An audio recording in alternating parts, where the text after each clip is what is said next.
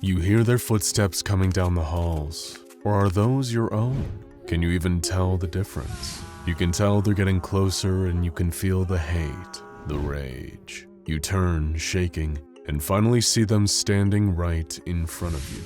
But in that moment, you might as well be looking into a mirror. And who knows? Perhaps you are. You just don't seem to remember having so many reflections. Have you ever heard the saying, you are your own worst enemy? Of course, it isn't usually meant literally, but what if it was? What if you had to fight a monster that was you? All of your flaws are reflected back at you. Your strengths, your weaknesses, your deepest fears with no way to escape except a battle to the death. Either way, you're not making it out alive. It's just a matter of which version of you survives. But this isn't a thought experiment. No, according to the findings of the SCP Foundation, it's very much a reality. There is a place where this nightmare comes to life, and it's known as SCP-1919. SCP-1919 is a hotel and converted mansion built in the early 20th century. From the outside, it looks pretty much like it did when it was first built, and it almost looks like a comfortable place to stay, if you ignore the eastern side of the building that has sunk partially into the ground. The inside, however, is a different story, where it's clear the ravages of time have taken their toll. The floorboards and ceilings are rotting, collapsing in on themselves, and the rooms are filled with debris. It's deadly enough to explore the hotel for these reasons alone, but this is only the beginning of the danger for a person inside. In order to determine just how dangerous it is for either one person or group to enter the structure, the SCP Foundation planned a series of research expeditions into the abandoned building, led by Foundation scientist Dr. Lemkowitz. The first expedition seemed relatively normal, at least it did at the start. A 39-year-old Caucasian D-class male, known as D7, was sent into the structure with a camera and a communication system, guided remotely by Dr. Lemkowitz, or Dr. L, and another operative, a former head of the MTF Tau 11 Youth Hostiles, who is referred to in this file only as T11. When he arrived at the building, D7 was unable to get inside through the front door or windows. After several minutes of trial and error, he was finally able to get in through the western entrance. Dr. L picked up a strange, high-pitched whistling noise upon D7's entrance into the building, but it quickly faded away and was disregarded by T11. D7 discovered a torn painting, a portrait of a young woman with red hair. Next to the portrait, shallow scratches could be seen in the wall, the floor, and parts of the ceiling. Suddenly, D7 ducked into a hiding place alarmed. He and the other two operatives listening to his audio feed could hear heavy breathing, and it didn't belong to D7. Dr. L recommended that D7 evacuate the building at this sign of another entity inside, but T11 overruled, ordering him to disregard that instruction and continue his investigation. D7 was told to stay at a safe distance from whatever was inside with him and attempt to capture it on video. D7 turned off his flashlight in order to better hide, but T11 commanded that he turn it back on. Whatever was caught in the beam of light was difficult for the camera to see, but it threw D7 into a panic, and he began to run in the opposite direction. When prompted to explain what he saw, D7 simply said, "It was me." D7 ran through the dark, panting with fear and exertion. Unable to see where his feet were landing, he tripped over something and came crashing onto the ground, dropping the video camera. This allowed the observing officers to finally see what D7 was so frightened by, and it became clear just why D7 was so terrified. A man, identical looking to D7, approached from the end of the hallway, making its way towards the real D7. It was followed by another man who also resembled D7 and another, all running toward the original.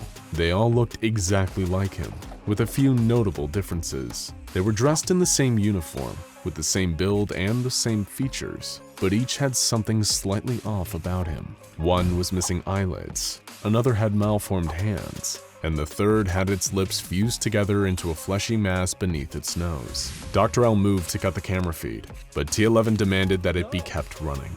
D7 couldn't be seen by the camera, but the microphone picked up the sounds of flesh and cloth being torn, along with pained, panicked screams as the duplicates set upon him. After a moment, the screaming stopped. 2 hours later, the camera was broken, and the expedition brought to a troubling end. This was the Foundation's first glimpse at the creatures inside of SCP-1919, and it was not pretty. It did, however, allow them to begin understanding the nature of the building and what happens when a person goes inside.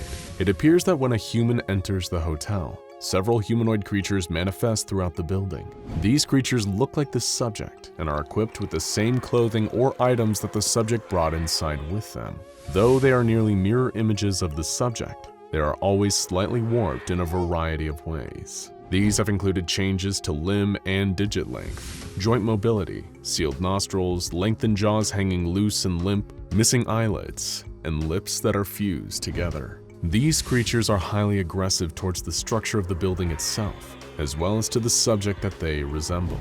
They do not, however, attack each other. They appear to operate with a hive mind, exhibiting swarm intelligence like that of an ant colony. Once they have been spawned by the entrance of a new person, they will not stop until said person either escapes the building or is killed.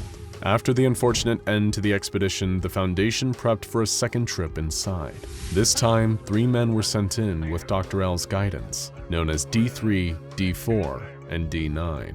Video cameras were sewn into their clothes to leave their hands free and help avoid some of the issues that came up during the first expedition. This small team was sent in with the orders to terminate the remaining copies of D7 and further examine the hotel's interior. Upon opening the door to the building, they were immediately attacked by one of D7's copies, which D9 was able to quickly dispatch by firing his weapon at its head. Next, after a great deal of reluctance, the 3 men entered the building where they spotted something unusual inside. Dr. L was horrified when the camera feed revealed 17 discarded video cameras spread across the floor. They didn't have much time to react to this new discovery, however, because 2 doubles, one mirroring D7 and another mirroring D9, emerged from the wall and began to attack. Dr. L ordered the team to take shelter, then called the team of guards outside of the hotel's perimeter. They were ordered to begin an immediate full perimeter lockdown, preventing the doubles from leaving the hotel. D3, D4, and D9 attempted to make their way to a safe corner of the building, but found themselves met with a murderous double at every turn.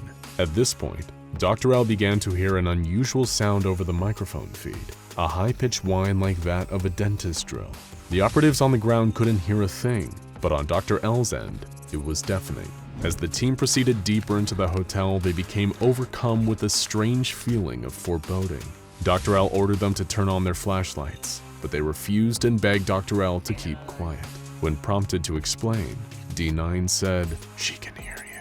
The operatives stopped responding, but their camera feeds caught a faint glowing white light coming from beneath the door. The door opened, and the light flooded the camera, making the images it captured hard to decipher. Just a few frames of a quick-moving female silhouette were captured before the cameras cut to static. The bodies of D3, D4, and D9 were never recovered, nor were their cameras. A third expedition was also sent into SCP-1919, but very little is known about what occurred during it. The video transcript is highly classified, and only those present for its events or approved to research SCP-1919 have access to it. An update to the SCP-1919 file following Expedition 3, though, indicates that new information was revealed about the hotel during the excursion. According to the file update, there is some kind of being at the center of the location, which is causing all of the other creatures, the doubles, to appear. The only information available about this being is the use of the word "her" in the official Foundation log about SCP-1919. This seems to match up with the last moments of the operatives in Expedition 2, when they told Dr. L that "she can hear you," and the few frames of a female figure that were captured by their cameras. Nothing else is known that has been made available to anyone outside a very select few. Only the original report exists, and all other copies of it have been destroyed. The Foundation has undertaken special containment procedures to make sure that none of the entities from inside the hotel escape, whether they are the evil twins spawned by humans entering the building, or the mysterious female being at the center of the entire disturbing phenomenon. The Foundation has classified SCP-1919 as Euclid, and a 2-kilometer radius must be maintained around SCP-1919, with all roads leading to the building are blocked or diverted, so that no vehicles are able to reach it. This perimeter is guarded by a set of at least 40 armed and armored guards at any given time, as it has been determined that the doubles spawned by 1919 are equipped with whatever the human they are copying has. No one is allowed to enter the hotel with body armor or weapons of any kind. Anyone that approaches the perimeter that is not a part of an official expedition team will be immediately terminated. No new expedition teams are allowed to enter the building unless all doubles from the previous expedition have been exterminated. In the event that they cannot be exterminated, enough time must elapse between expeditions that the previous doubles have starved to death. Though they do not seem to feel hunger, the doubles do need to eat to survive, and will die when left alone for long enough. SCP-1919 has been sealed off from the rest of the world, so that no hapless civilians can wander inside and find themselves torn to pieces by warped images of themselves. But that comfort turns cold when you realize that the SCP Foundation still does not understand what causes these doubles to spawn. Is it scientific, supernatural, or something else? No one can be certain. Even more inexplicable is the entity at the center of all of this. An unknown female presence capable of wreaking frightening amounts of violence by turning victims' own images against them.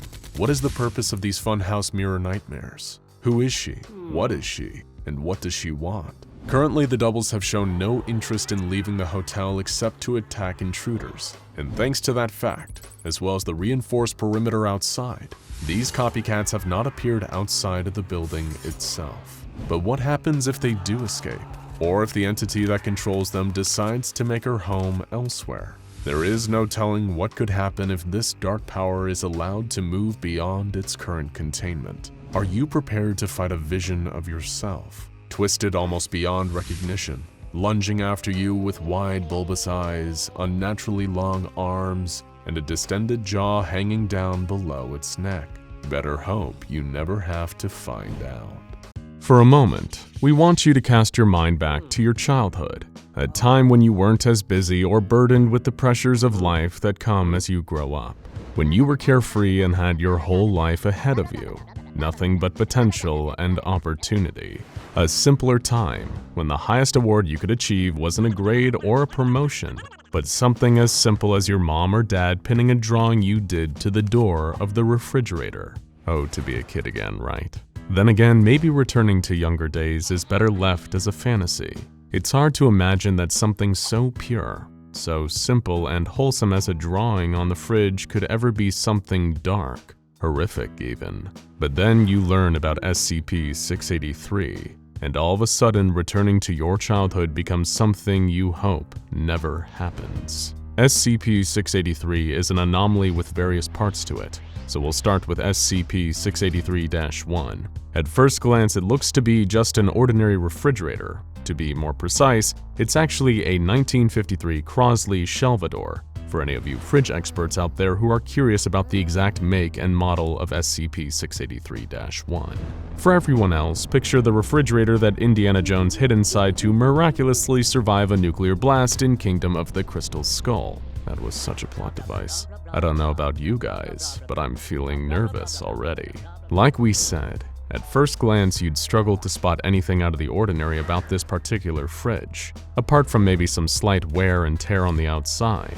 Inside though, it's perfectly clean, kept in perfect working condition for keeping food cool. But that's the first weird thing about SCP-683-1. You see, despite the Foundation conducting tests to deliberately make it messier, the fridge seems to have an inbuilt function that you wouldn't find in one from Home Depot. It can self-clean.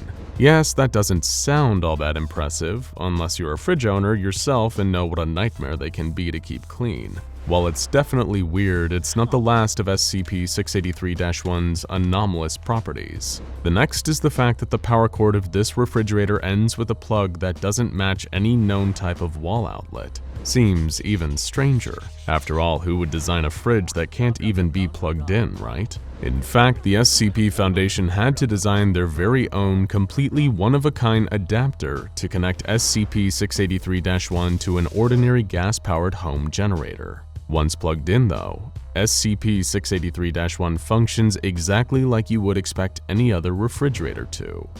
Sort of. It's about time we move on to SCP-683's second component, designated as SCP-683-2. Again, much like the fridge it is somehow affixed to, at first look this part looks completely ordinary. It's a drawing, created using felt pens and pencils, presumably by a child between the ages of 5 and 7 years old. There's evidence of some moderate water damage to the paper, but once again nothing all that strange to look at. Even the subject of this child's drawing is pretty mundane. Just some scribbles of a pleasant mountainous landscape, a house, a well, a dog, a figure wearing a chef's toque, and, of course, an anthropomorphic sun with a smiley face. Now sure, that might not sound all that impressive, but we would advise you not to say anything like that out loud. Criticizing the drawing is a comment you might wish you hadn't made, just like when you fill our comment sections with dated Among Us memes. Seriously, it's getting old. Any person that makes any kind of negative or disparaging remark about the SCP-683-2 drawing or tries to remove the paper from the fridge door of SCP-683-1 will suffer a grim, horrific fate. The next time they try to eat anything, this person will suffer immense, irreparable damage to their internal organs, along with their skin and muscle tissue. This is intensely painful, causing the subject agonizing pain as their organs and skin are melted down. The amount the person loses is equal to the mass of food they've eaten. With each bite, they will lose more and more of their body. The painful process will not stop until they have ingested 0.42 kilograms of food. Making this even worse, the process doesn't seem to target any organs that would kill the subject immediately. They're made to suffer in excruciating pain, punished with torture for daring to try and remove the drawing from the fridge. Any and all subjects will die within 26 days of taking that final bite, and thus losing the last piece of themselves. But where do the body parts of these people go? Surely they don't disappear, you must be thinking. And you would be right. In instances like this, the third mystery component of SCP-683 is revealed. Referred to as SCP-683-3, a brown paper lunch bag will manifest inside the SCP-683-1 fridge, containing a grim and grisly assortment of meals. On every occasion, the bag contains a sandwich with a pretty disgusting filling, the flesh and viscera of the last person who dared to criticize the drawing on the refrigerator. There is also a plastic Ziploc bag, in which you'll find the other half of the stolen organs and flesh of this unlucky person, along with 3 chocolate chip cookies. Surprisingly, these are actually completely normal cookies, with no traces of DNA or other abnormalities to them. Every time, there is also one final item that forms the contents of SCP-683-3, and that's a note, which reads, "Be a good boy today." This note bears the same handwriting as appears on the outer surface of the paper bag, upon which a single name is written, Eric. Now, for those of you in the know about the various anomalies of the SCP Foundation, that particular unassuming name might sound very familiar. It was the same name mentioned by another anomaly, known as SCP-066. A brief bit of context for you. SCP-066 was a living ball of yarn that displayed friendly behavior towards Foundation staff. However, during an experiment, a thread was cut from SCP-066's body. This caused the yarn to transform into a ball of meat, with a pair of functional eyes protruding from it. SCP-066 became hostile, constantly asking for an Eric whenever someone gets too close to it. The same name, Eric, was also found carved into the back of SCP-168, another anomaly encountered by the SCP Foundation. SCP-168 was an anomalous calculator, which actually possessed some level of sentience and had the ability to communicate. So who is Eric? Well, theories range far and wide, but there's no real definitive answer as to exactly who or what Eric might be. Some claim he's a reality-bending entity. Others posit he's an SCP that the Foundation just doesn't know about yet. Regardless, he's connected to some intriguing entities: a sentient calculator, a formerly friendly ball of yarn, and a fridge with a child's drawing on it that can steal people's organs and put them in a lunch bag, especially for him. It would seem that Eric is a child, maybe a schoolboy, possibly even the one responsible for the drawing on SCP-683. This child could even potentially be anomalous in nature. Of course, this is all just rampant speculation on our part, so it's probably best to take all of that with a grain of salt. As we've said before, it is just a theory, an SCP-explained theory. Eric might just remain one of the Foundation's many unanswered mysteries for years to come. But if that answer doesn't satisfy you, then why don't we go back to SCP-683? Maybe something in the fridge's origin will give us a further clue to the mystery of who Eric is. The fridge was first discovered by the SCP Foundation in the storage unit of a Washington home owned by a woman named Yolanda. As coincidence would have it, Yolanda was a collector of vintage home furnishings, including refrigerators, which would probably explain why she didn't think to throw out such an old model of fridge from the 1950s. According to her, she found SCP-683 simply left on a nearby street corner, with nobody around that could have left it there, or anyone that could have possibly been transporting it to the local dump. To give her a hand moving the fridge, Yolanda enlisted the help of her nephew, who agreed to step in and assist her in getting SCP-683 back to her house. Unfortunately, though, the nephew passed away only 2 weeks later, apparently due to medical complications that came as the result of a hernia, according to his death certificate. Could Yolanda's nephew have been the mysterious and elusive Eric? Could something have happened to him after his death that allowed him to become some kind of anomaly? Who's to say? We can only guess and hope that one day we might get a full answer. As to why Yolanda never suffered the effects of SCP-683, she never actually tried to take the SCP-683-2 drawing down from the fridge. When asked why, she simply replied, "It's a nice little picture, isn't it? Why take it down?" Maybe, just maybe, it might have even reminded her of her nephew.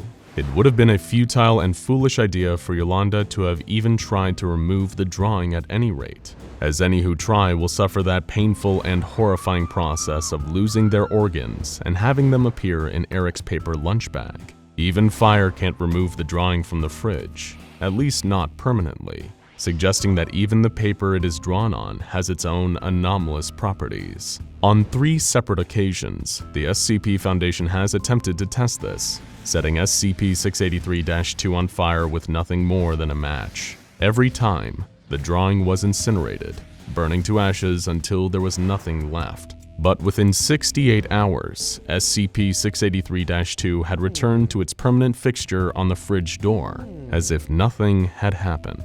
Interestingly, though, the D-Class members of personnel that were instructed to burn the drawing didn't suffer the usual anomalous effects of SCP-683. A similar thing happens if multiple people attempt to remove SCP-683-2 or say anything negative towards the drawing. In cases like this, only the very first person who made a disparaging remark or tried to rip the drawing from the fridge will be the one to suffer a long, painful torture by organ removal, followed swiftly by death. Now, if you cast your mind back to earlier in the video, we told you that someone who tries removing or disparages SCP-683-2 will only suffer an anomalous lack of organs when they next eat something. So you must be thinking that the way to avoid that is to simply not eat, to fast, and not ingest a single meal. And yes, you'd be right. That does stave off the anomalous effects of the fridge and the drawing, but also means you're heading towards an even slower, painful death from starvation. To date, 2 different Foundation test subjects have died this way by refusing to eat after interacting with SCP-683.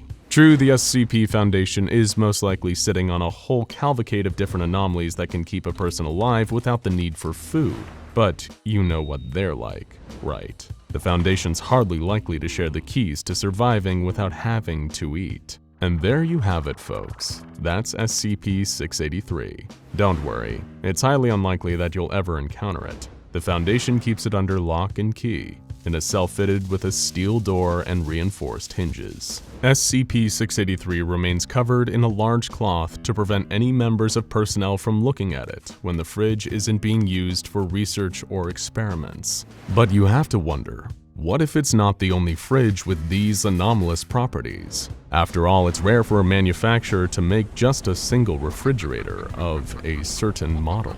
Maybe you'd better be wary next time you visit someone with an older model of fridge in their kitchen. And just to be safe, if there is a drawing pin to the front door, leave it where it is. It's an unusually calm moment in the SCP Foundation. No one is in the hall besides a scientist and a young female subject. There are no tests going on, just observation. The scientist calmly asks her questions as he escorts her down the hallway, hoping to get more insight into her unique abilities. So why does she look so utterly terrified? As the scientist tries to get her attention, the young woman becomes more preoccupied, staring nervously around the hallway. Does she fear the scientist? Why does she keep muttering strange phrases that don't make any sense? How did it break through such a heavy door? That door is nearly a foot thick. How did it manage to destroy it? The scientist is looking at his notes and tries to make sense of the young woman's statements when he notices something terrible. She's staring at one of the doors containing another highly dangerous SCP in top-of-the-line restraints, but it's safely locked away, right? The scientist swears he can hear the sound of scratching behind the steel door. It was 17 hours later when the dangerous SCP broke out of its containment cell and could have laid waste to the entire SCP containment facility if it wasn't for the heavily armed response team waiting outside to contain it and return it to its cell. The huge loss of life was only avoided because the SCP Foundation had advance warning, all thanks to the greatest secret weapon the Foundation has ever seen, SCP-187. But the Foundation's most powerful defense against dangerous SCPs is probably its most unlikely, a completely normal-looking young woman in her early 20s, whose only distinguishing characteristic is how thin and haunted she looks. Despite being no danger to anyone in the Foundation, she's one of the most carefully guarded SCPs in the facility to protect her from herself. SCP-187 is one of the most powerful precognitives ever found, but her abilities are a danger to her own mind. This average-looking girl has a unique telepathic ability where she can see into the future of whatever she's looking at, seeing it simultaneously in 2 frames of existence. She sees it as it is now, as well as what it will look like in the future. Say, for instance, she's looking at a baby tiger cub. Aw, cute. At the same time, she also sees the massive, fearsome jungle beast it'll become. She won't see minor changes to its state, so she won't be able to tell you how your next haircut will look. But if something drastic is about to happen to someone or something, she'll be able to predict it with perfect accuracy. There's only one problem. She can't turn it off. This involuntary ability goes off whenever she sees someone or something that's about to undergo a major change in its status. This means that at any time, she can be bombarded with horrible visuals, and that even includes food. Ever since her abilities kicked in, SCP-187 has been unable to eat normally because whatever she eats or drinks, she sees it in its future state. When she looks at a glass of water, she'll see it as a liquid, but a little more yellow than it usually is. As for solid food, she'll see it as what it comes out as after it's been digested. Not exactly appetizing, so for a while it looked like she was likely to starve herself to death in the Foundation's custody. Fortunately, the administration scientists were able to find some workarounds around her ability. Feeding and hydrating her intravenously was an option, but further study of her abilities made clear that her power was processed through her eyes. That means that when she's blindfolded, she's able to eat without her precognition kicking in. Being assigned to the detail for SCP-187 is very different from most SCP details. If you're assigned to SCP-682, you're constantly worried that the horrible carnivorous beast with a hatred for all things human is going to get loose and tear you to shreds. Not so much with SCP-187. This duty is more like a medical team, where the patient is highly valuable to the institution and can't be allowed to get free or to harm themselves in any way.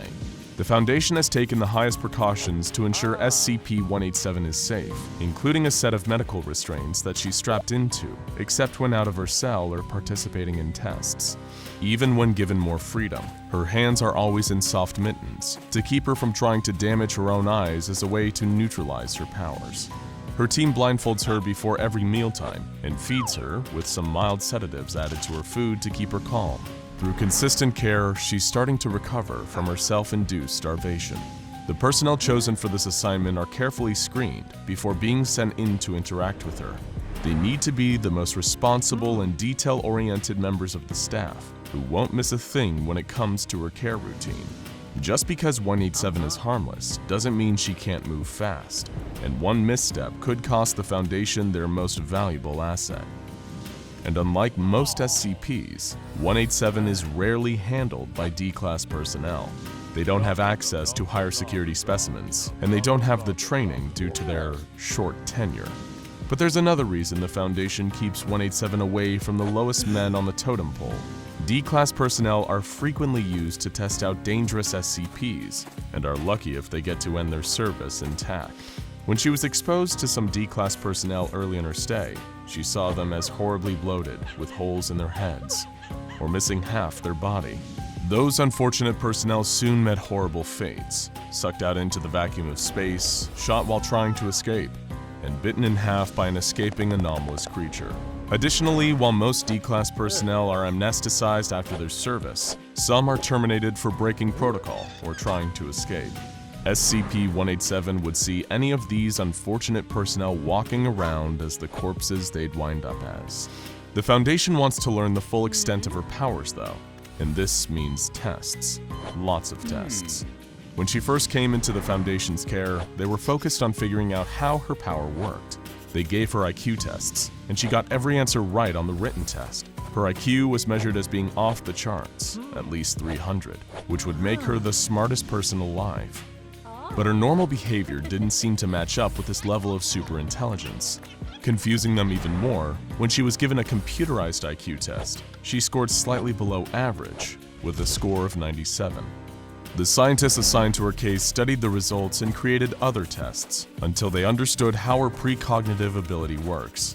She can see the future of anything that's physically affected, so when an answer is marked down on a piece of paper, that's a notable change. But when an entry is typed into a computer, the computer remains the same. So her ability wasn't able to help her on the computerized tests. But her abilities could still help the Foundation, especially when it comes to improving security for other anomalies. She had inadvertently prevented the escape of an especially deadly SCP creature by predicting it would break through the door. But how would her powers manifest in more complicated cases? Some Foundation researchers postulated that she might be able to see into the future of deadly, indestructible anomalies like SCP-682 and figure out a way to eliminate it. But temporal experts warned this could create a paradox. After all, she would be looking at an elimination protocol that didn't exist until she looked at it. But her powers and how they might help in other ways other than neutralization warranted further exploration, so personnel were assigned, and the SCP-187 experiments began. SCP-162 is a horrible mass of fishhooks, wire, and other sharp implements. It exudes a psychological pull, and any unfortunate person who touches it winds up being pulled in by the barbed objects and absorbed into its mass.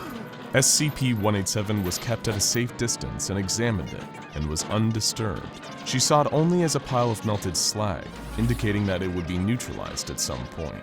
SCP-529, a normal and friendly cat except for the fact that its back half appears to be completely missing. The cat acts as if it's whole, and when SCP-187 was exposed to it, she didn't seem to notice anything wrong with the cat. She played with it briefly and seemed to be calmer than any other time she was examined. The Foundation is considering using SCP-529 as a motivating tool after she requested to revisit it. Other tasks had much more disturbing results, as SCP-187 discovered things about subjects that researchers were previously unaware of. SCP-003, a strange organic circuit board made of hair and nails attached to a stone tablet, appears to be an ancient machine. But when SCP-187 was introduced to it, she greeted it like a person and had a conversation with it as the staff looked on confused. When she was interviewed after, she described the entity as a very nice lady. What is SCP-003 evolving into? The Foundation is studying it closely thanks to SCP-187's advance warning. When exposed to SCP-015, a massive network of pipes that seems to be slowly growing and defends itself from any attempts to work on it with tools, SCP-187 observed few differences from its current state until she opened a door. Inside, she reported a massive network of pipes reaching for miles, with no end in sight. SCP-015 had been reduced to a manageable site, and its danger had been contained. But SCP-187 indicated that it may be getting ready for its biggest and most dangerous expansion yet. SCP-415, a seemingly normal human man with an ability to regenerate his internal organs, has been a subject of the Foundation's investigation since his arrival, particularly due to the strange physical alterations he underwent to make it easier to access his organs. He's one of the more peaceful SCPs at the Foundation, but as soon as SCP-187 was exposed to him, she became disturbed. She begged to be removed from the room, and upon interrogation revealed that she saw SCP-415 as a deceased corpse. What is going to happen to the seemingly immortal man?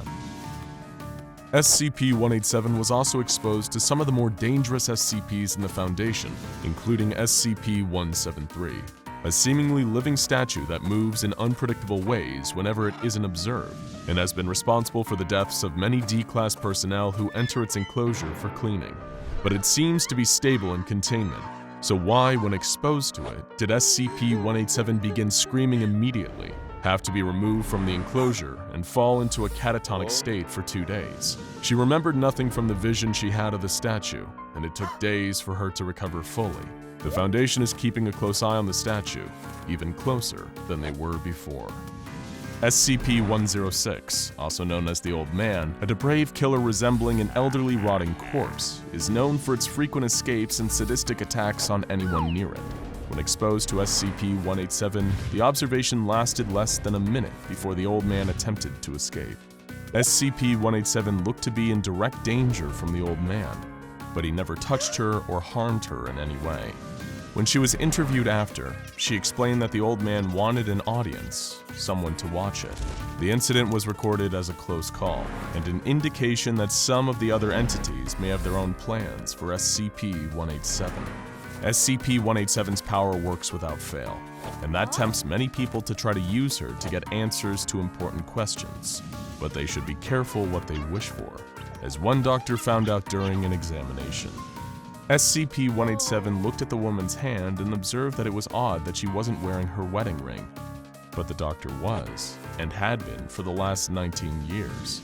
But the next day, her husband filed for divorce. And SCP-187's prophecies proved, once again, correct. So what are the future plans for SCP-187? The Foundation is being careful with her abilities, both to preserve her sanity and to prevent any potential time paradoxes. A routine has been established to keep her safe, fed, and protected from some of the worst effects of her ability. But the experiments using her visions aren't going to stop anytime soon. Many of her visions predicted dangerous new evolutions in Keter-class anomalies, giving the team time to prepare and up security measures. No one knows where SCP-187 came from, or what the source of her unique abilities is. But while the SCP Foundation is keeping some of the most dangerous entities in the world safely locked away, their most valuable asset may be one of the most harmless. Because as long as SCP-187 has her visions, the next breakout or apocalyptic event can be stopped in its tracks before it happens. You're a new SCP Foundation researcher on tour of Site-17, familiarizing yourself with the location and its many anomalous inhabitants. It's the second largest Foundation containment site out there, and it's also the kind of job that most junior researchers dream of. Low-risk humanoid containment, baby. Most of the inhabitants in your sector are cordial, willing to comply with orders from staff, and seem, for all intents and purposes, pretty much human. You pass from door to door, looking through the viewing hatch of each one. You can't believe what you're seeing. It's a wonderful who's who of anomalous humanoids. You see the wise, bearded face of SCP-343, known to some as God. You see the blue eyes and shining blonde hair of Iris, SCP-105 looking wistfully into a Polaroid picture. You see the tanned, melancholic face of Cain, SCP-073 as he stares off into the middle distance. Face after face after face passes. You can see yourself getting more familiar with each one. Yes, your time here will be… Wait, was that Hitler? You stop and walk back to the door you just passed, where you can't help but stop and stare in disbelief. Yes, it's him. It's gotta be him. You recognize the unpleasant sneer, the hideous comb-over, the silly little toothbrush mustache. The SCP Foundation seems to have Adolf Hitler, the former leader of the Third Reich in World War II, in active containment, and his designation is SCP-2430. You've seen killer toasters and masks that can take over people's minds, but you've never seen anything as surreal as this. You immediately run to your superior and ask how and why Hitler is in one of the Site-17 humanoid containment cells. Buckle in, because we can guarantee it's one of the most insane stories you've ever heard.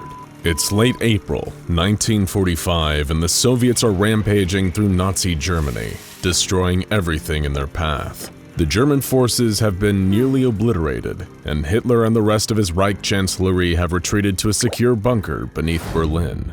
There on April 30th, 10 days after his 56th birthday, Hitler died. This was truly unfortunate for the Soviets, as they wished to have had the chance to kill him themselves.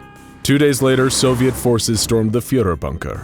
It was little more than a formality at that point, as the news of Hitler's death had already gone public. By the time they arrived, all that was left of Hitler was a pile of mostly burned remains. A fitting end for someone who had caused the same cruel fate for so many others.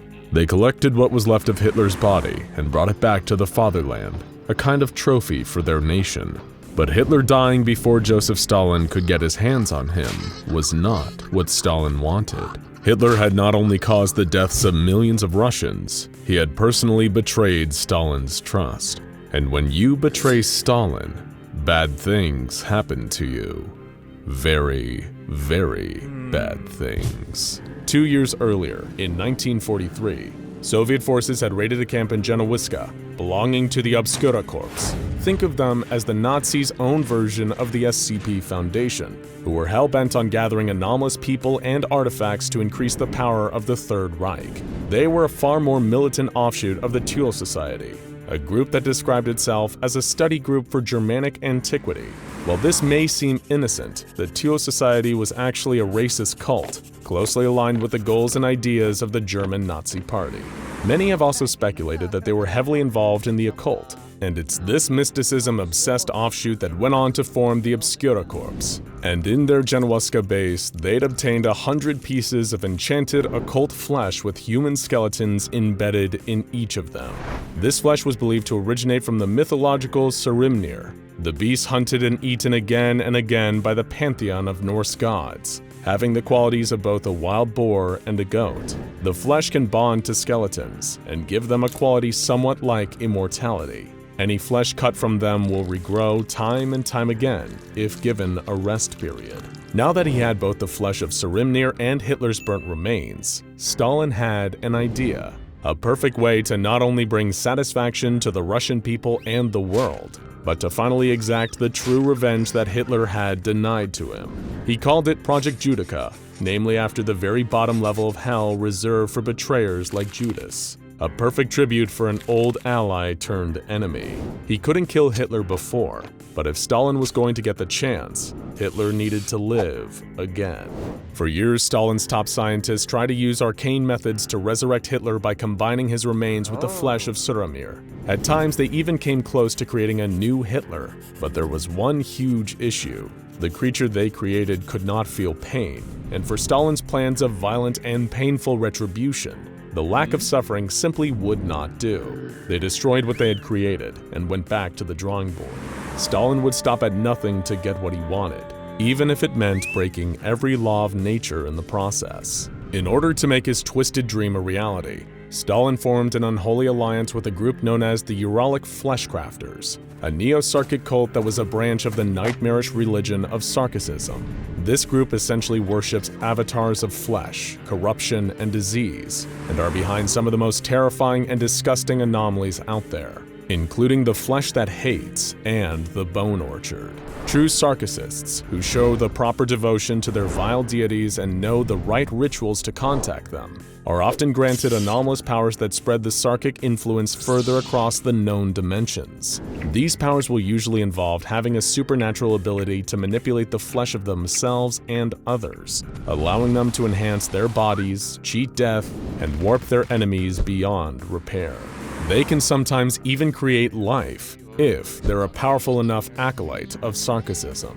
And it was because of these powers that Stalin wanted the Uralic Fleshcrafters under his command. In exchange for their participation, he would give them a vast quantity of the flesh of Suramir, which they could use for their own sinister Sarkic purposes. A deal was struck, and the true work of resurrecting Hitler began. Stalin was very specific in his requirements. He gave the Uralic Fleshcrafters extra bones to compensate for what had gone missing from Hitler's burnt remains. He also gave them samples of the flesh of Suramir to achieve the desired effects of a near-immortal tolerance for damage. However, Stalin demanded that he heighten this new Hitler's capacity to experience pain, so that every suffering inflicted on him would be 3 times worse than anyone else. And true to their word, the Fleshcrafters got to work and began creating just such a creature. By now it was the early 1950s, and Stalin was putting the pieces in place for his grand revenge. Once the new Hitler was finished, he would hold a new trial for him in the Russian courts, where he would preside over the sentencing personally. Once the new Hitler was done, the Uralic Fleshcrafters were rewarded for their participation in Project Judica, with 4,000 kilograms of the flesh of Suramir. Stalin now had his very own personal Hitler chew toy that he could maim and torture as much as he pleased, knowing that he would always heal and soon be ready for more.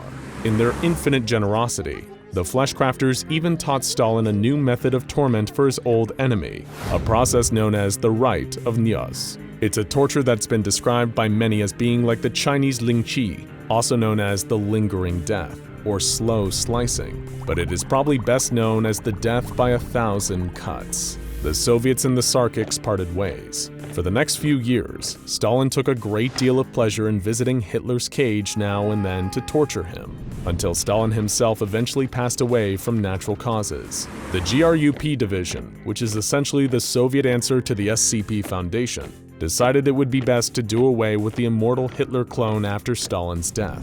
He no longer served any purpose, and no matter how hard they tried, they couldn't permanently kill him either. In the end, they settled on a kind of compromise. He would be buried alive and forgotten, forced to live a torturous eternity that he could never escape. Until, of course, he was dug up and rescued by none other than the members of Obscura, a modern splinter group of the original Obscura Corps. Like many high-profile Nazis who'd escaped the war, the new Hitler was spirited away to a safe house run by sympathizers in Argentina. The ones taking care of him received the following correspondence from the Obscura agents who'd first dug the new Hitler back up. We have managed to rescue the Führer and bring him to safety, but he is effectively dead on the inside. I blame the Reds for their inhumane treatment of the Führer, who may have been bewitched by the Reds' Wunderwaffe. I wish we could mercy kill him, but we've tried everything. He just won't perish. Don't abandon him. He's too distinct in plain sight. They didn't have the new Hitler for long, though. In 1960, efforts to hunt down the remaining Nazi fugitives increased in intensity. The new Hitler was soon captured by Mossad agents searching for Nazis in Buenos Aires, and then remanded to the containment of the SCP Foundation when they realized that he had a number of anomalous properties, such as his incredible regenerative abilities, as well as the fact that his DNA seems to be based on that of a wild boar and a goat rather than a human. However, X-rays conducted by the Foundation have discovered traces of cyanide still in his system, as well as traces of lead in his skull where the bone has regrown over the bullet. In other words, it was unquestionably the real Hitler, and he was now in Foundation custody forevermore. It's such a wild story even by Foundation standards that you can barely summon the words to respond once your supervisor is finished. He just stands there with a slight smile, basking in your amazement. Before you can even ask again, he confirms the facts one more time. Yes, it is the real Hitler. The only functional difference is that he can't die and he has a heightened sense of pain compared to most people. You think on what you've been told for just a moment, and then you have only one question. Are we allowed to punch him? Your supervisor smiles and says, "Of course, we all do." The devil on your shoulder, your guardian angel. These are expressions that we've all heard countless times. Of course, they're not supposed to be taken literally. None of us have a heavenly spirit looking over us and protecting us from harm, in the same way that nobody really has a little red-skinned imp whispering encouragement to commit atrocious deeds in someone's ear. They're metaphors. Guardian angel refers to any instance of seemingly divine intervention.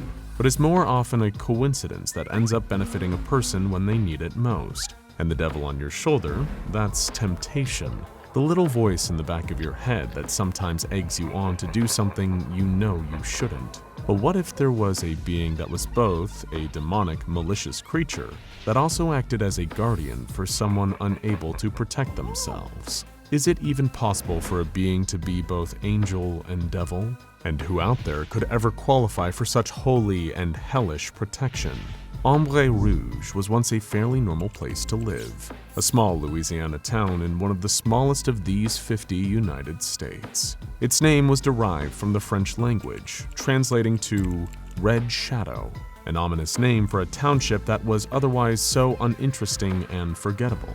In fact, if things had never panned out the way they had, Ombre Rouge would have stayed that way, just a place where nothing interesting ever happened. All of that changed, of course, when the disappearances started. For anyone who might be too young to remember them, the mid-2000s were a turbulent time. The Iraq War was in full swing, and a nationwide financial crisis was rapidly approaching. But in the midst of all this global chaos and instability, the residents of Ombre Rouge were soon to be caught in the thralls of their very own shared torment. At first, like with most bad things, it started small. One person went missing, an unfortunate occurrence, but not exactly unheard of. Sadly, these things happen, especially when you live so close to the swamplands of Louisiana. People wander out into the marsh under the searing heat of the sun, only to suffer heat stroke, collapse, and end up buried in the dark, dank mud, never to be seen again. Few of those living in the town took much notice of the first disappearance. Apart from the missing person's relatives, many just shrugged off the news. As sad as it was, most of the townsfolk were just grateful it hadn't happened to any of their own family or friends. Maybe it was that ignorance, that lack of vigilance or reaction, that meant a second resident would also be reported missing, not long after the first. But this time was different. Unlike the previous disappearance, this one had an eyewitness. Clement Donovan, known to locals as Clem, had spotted a passerby while taking out bags of garbage. This unassuming pedestrian was the second disappearance victim. Thinking little of the man who just seemed to be walking home, Clem went back inside. A split second later, he heard a scream from outside and rushed back to his dimly lit porch. It was there that Clem claimed he saw something retreating towards the nearby woods. However, Clem's wild story of something not quite human wasn't taken seriously by local police.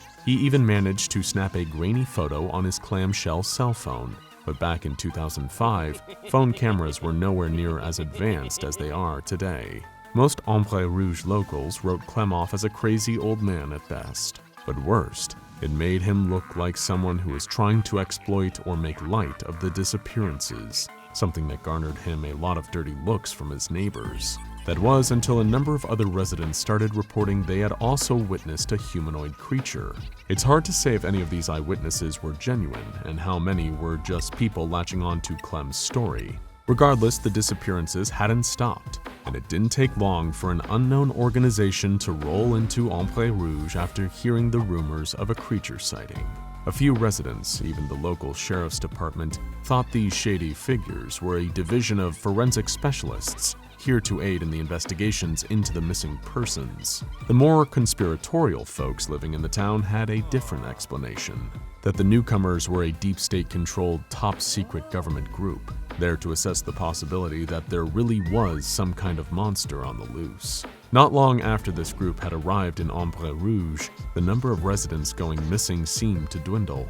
On the 18th of December 2005, they packed up and left town, giving no explanation to the local police. Nobody knew if this secretive foundation had actually uncovered the perpetrator responsible for all the disappearances, if there even was any creature like the rumors said. But whatever had transpired in that Louisiana swamp town, one thing was clear. The moment the foundation left, nobody else went missing from Ombre Rouge, or at least not for over a decade. Before then, however, little else of note happened in Ombre Rouge after the initial spate of missing persons cases. This, apart from a car accident that took place just under a year after the various disappearances ended. A heavily injured man by the name of Simon Hayes was taken to a local hospital, suffering from a severe concussion. Simon had been involved in a collision with a car on the 11th of November 2006. The doctors that examined him determined that Simon had been left with short-term retrograde amnesia, a condition that affected all his memories from prior to the accident. It was due to this that he was unable to recall events that occurred in the years before he'd sustained his injuries. Now, what is it that makes a random, if unfortunate, car accident victim so significant? Well, Simon Hayes actually became the first person in Ombre Rouge to be declared missing in almost a decade. In 2016, 10 years after his accident, and 11 after the original slew of disappearances, Simon vanished when returning to his hometown in Louisiana to visit his family. Naturally, Simon Hayes wouldn't be the last familiar face to return to the town. A repetition of such similar and strange occurrences as before also brought the mysterious foundation rolling back in. Little did the townsfolk know, in the year that had followed the group's original exodus from Ombre Rouge, they had lost something. On the exact same day Simon suffered his accident, whatever it was the Foundation had left town with had managed to escape.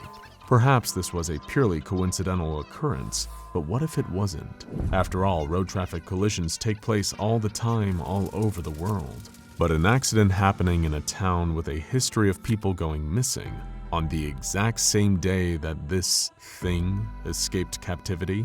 Maybe there was a link between the two events. At the very least, the Foundation seemed to think so.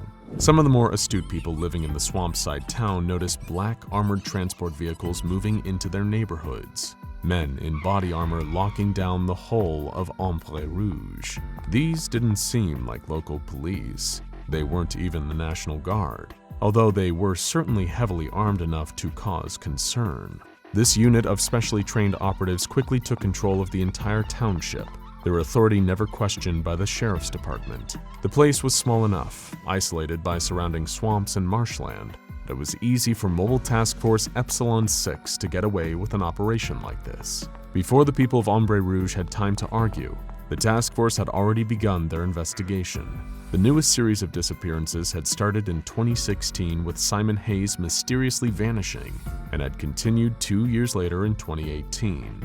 Just like the first spate back in 2005, there were sporadic and unconfirmed eyewitness accounts of a creature, shaped like a human but considerably taller, almost 2 meters in height. Most witnesses reported only ever seeing this local boogeyman at nighttime, making it much harder to see in detail, although a few seemed to state its skin was deep red, unlike any natural human skin tone. While before, residents of the Louisiana swamp town had brushed off stories like this as nothing more than rumors and urban legends, the Foundation seemed pretty receptive to the idea of some kind of monster on the loose in the marshland. And after all, they had good reason to believe such an outlandish story, because it was the same creature that had already escaped from them in 2006. Continuing their investigation into the link between Simon Hayes and this creature, Mobile Task Force Epsilon 6, also known by the codename the Village Idiots, arrived at Hayes' place of residence. Kicking the door down, breaching the house, they began a room-by-room sweep, looking for any clues that would explain why the monster they'd captured escaped on the same day as Simon's accident. One of the MTF operatives uncovered something, an envelope stashed in the home Simon had grown up in. He opened it cautiously. A collection of papers that were contained inside came spilling out. There were a series of simple drawings on paper that seemed to be more than a few years old. The crudeness of the hand-scrawled pictures and age of the paper seemed to imply that they had been created by a child. A number of the drawings depicted the same thing, a red-skinned creature, just like the one the townsfolk had reported seeing. With them was a note, written by Simon's mother, which read, "Found these old drawings of yours. Thought you might like to see them again. Welcome home." There was a link, an unclear, maybe tangential connection, but one that was growing the more information the Foundation uncovered. Whatever this being was, a very young Simon Hayes had seen it while growing up in Ombre Rouge. Due to the short-term retrograde amnesia that he'd sustained after his accident, he wouldn't have remembered it, but perhaps this thing remembered him. Did that mean the pair of them might be linked somehow? Not just by coincidence, but some kind of connection that allowed the creature to escape its captivity on the exact day Simon had his car accident. A connection that had drawn Hayes back home to Ombre Rouge, or drawn the beast to Simon to kidnap him. Moving fast, MTF Epsilon 6 began to rapidly sweep the remainder of the town, searching for any further signs that would lead them to the whereabouts of either Simon Hayes or this elusive crimson-skinned boogeyman. They interviewed residents and chased cold leads, before eventually backing their target into a corner. The Foundation's MTF operatives mapped the location of every eyewitness report of the creature, using that information to track it back to a possible point of origin.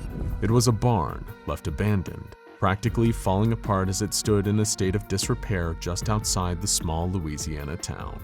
Under the cover of darkness, the task force approached the wooden structure, weapons locked and loaded, keeping them trained on the barn. Cautiously moving closer, remaining on high alert, the squad activated their night vision. There was a low, almost undetectable sound of movement coming from within the barn. Slowly, the MTF's leader pushed open the wooden door and peeked inside. It was there he saw what they had been looking for. The thing that had escaped the Foundation over 10 years before. SCP-3631. A man and his monster. The beast was just over 6 feet tall, its skin a bloody shade of crimson, just as some of the eyewitnesses had described. It sported a pair of arms and bipedal legs, giving it a humanoid shape. However, that was exactly where its likeness to human beings ended. The creature, later designated as SCP-3631-1, lacked ears, eyes, or a nose, only a wide gaping maw of sharp teeth. Its face was covered in holes that twitched and puckered like smaller miniature mouths. In actuality, it used these orifices for various senses. It smelled, saw, and detected sounds through the holes in its otherwise mostly featureless face. As the members of MTF Epsilon 6 entered the barn stealthily, making sure not to alert SCP-3631-1, they sighted something else. Someone else was in the barn with it. A man, not a dead victim or another monster like SCP-3631-1, but an actual, living, breathing human man. MTF Epsilon 6's commander gave his squad the signal to engage. Hearing the sounds of weapons cocking around it, the creature turned and snarled, crawling on all fours like an animalistic predator. At first, it reared back. It wasn't until one member of the task force approached that SCP-3631-1 retaliated, attacking the Foundation operatives in a frenzy. Following a prolonged and bloody exchange, MTF Epsilon 6 managed to subdue the creature and were able to once again return it to Foundation captivity. But this time, unlike back in 2005, they had SCP-3631-2 as well. As the red monster was prepped for transport, a survivor of the task force noticed something, an ID, perhaps a driver's license, on the man's person. The Epsilon 6 operative picked the card up, wiping away smears of blood with a gloved finger, enough to reveal a single familiar name printed on it, Simon Hayes. Before long, just like last time, the Foundation rolled back out of Ombre Rouge, leaving the Louisiana townsfolk none the wiser about what had happened there. Little did they know the red shadow hanging over their home had been lifted, but it had come at the cost of a number of disappearances that would remain unsolved. People who would never be found, families forced to go on without ever getting answers. When he was returned to the Foundation's labs, SCP-3631-2 was sent for extensive examination. Given the severity of the invasive organ transplants he'd undergone, it was impossible to tell if he was, in fact, Simon. The creature had been regularly replacing the man's internal organs on a monthly basis whenever they showed signs of decay or failing. Somehow, despite the high risk of blood loss and infection posed by this crude form of surgery, the subject had remained alive, but he was unable to speak, conscious, but showing very limited responses to stimuli.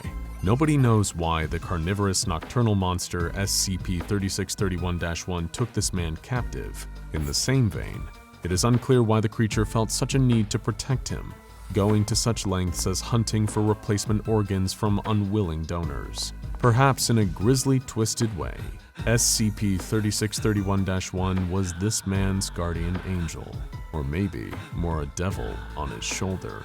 I wonder, is it really possible for something to be both? We all have that one toy from our childhood we held near and dear to our hearts. From stuffed bears to action figures, every child has something meaningful to them that they clung to.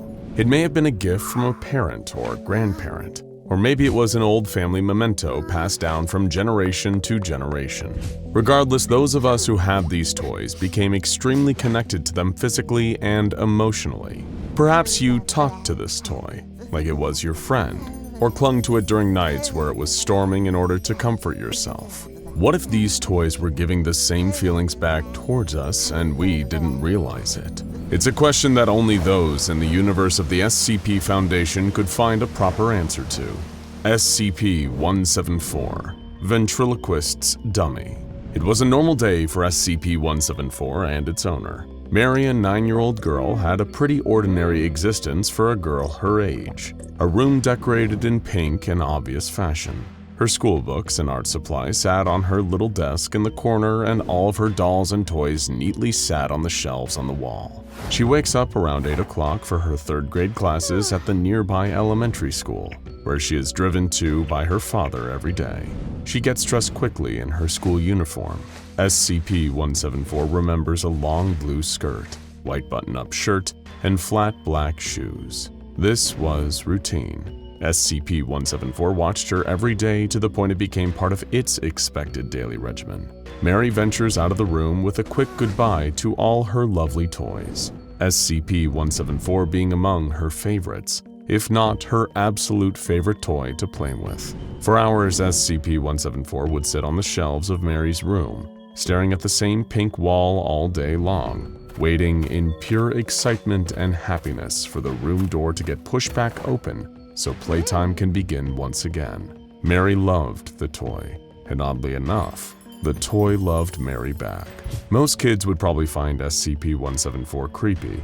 Ventriloquist's dummies are not often thought of as cute or cuddly or even good playtime friends, but Mary didn't care. She and SCP-174 had so much fun together that she didn't even comprehend the fact that it might be creepy, never mind a thought about what other people might think. All the dressing up, making up stories, and living them out, from brave princes saving princesses to evil dragons or pirates taking on the 7 seas in search of treasures. SCP-174 had fun playing along with Mary's childhood imagination.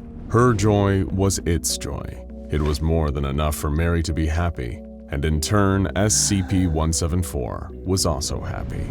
It remembers the day it was brought out of the dingy attic, where it was forgotten, left to dust and cobwebs to pile up on it over time.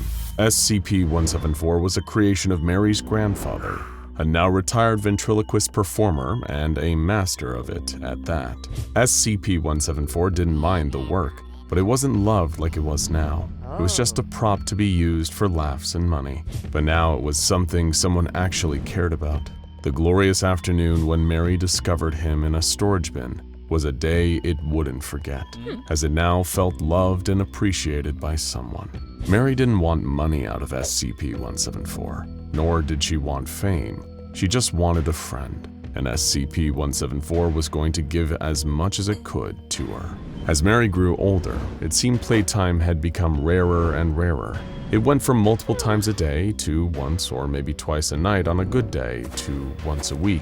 And now, Mary, a 16-year-old girl, didn't look like she had the time anymore. Books and papers piled up on her bed from nights of studying.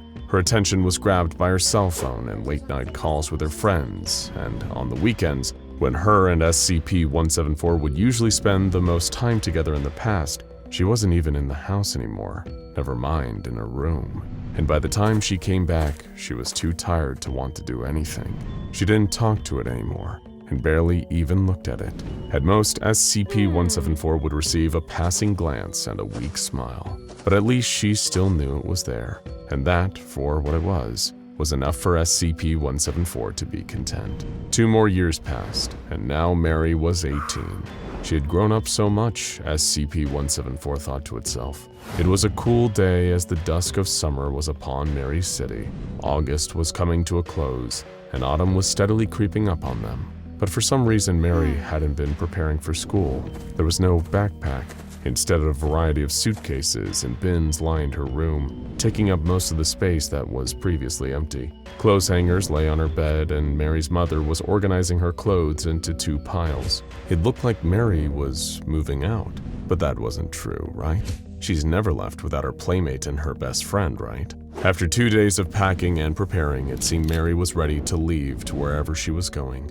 SCP-174 hoped it wasn't going to be for too long. Perhaps it's a vacation or a short school field trip, it thought. But the fateful day of Mary's departure had arrived. The room was completely cleared out, and other than her pink walls and floral comforter, almost everything was gone. Mary popped back into the room, suitcase in hand, looked around, and left without a word. No goodbye. She didn't even look at SCP-174. SCP-174 was devastated. Months passed without a sign of Mary. SCP-174 heard phones ringing and faint whispers of her voice through telephone lines, but it wasn't enough. SCP-174 missed its friend. On one fateful night, SCP-174 was met with rings and alarms of the house's fire alarm system. Smoke permeated the air and it began to grow warmer and warmer, then hotter, then so hot it couldn't bear the pain. All SCP-174 could do was sit there and wait for someone, something, to save it. But no one came. SCP-174 woke up wet and charred under a pile of dirt, ash, and wood. It could spot daylight through the cracks and crevices of the mound that pinned it down. It laid there for what felt like hours before it heard a familiar voice. "Mom? Dad?" The voice was met with sobering responses. "Hello, sweetie," and "Sorry you had to see this, we don't know what happened." It was Mary, back from wherever she went, and her family was here.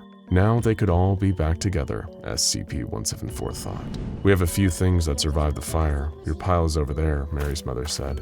"It's not much, but at least it's something." Footsteps grew louder towards SCP-174.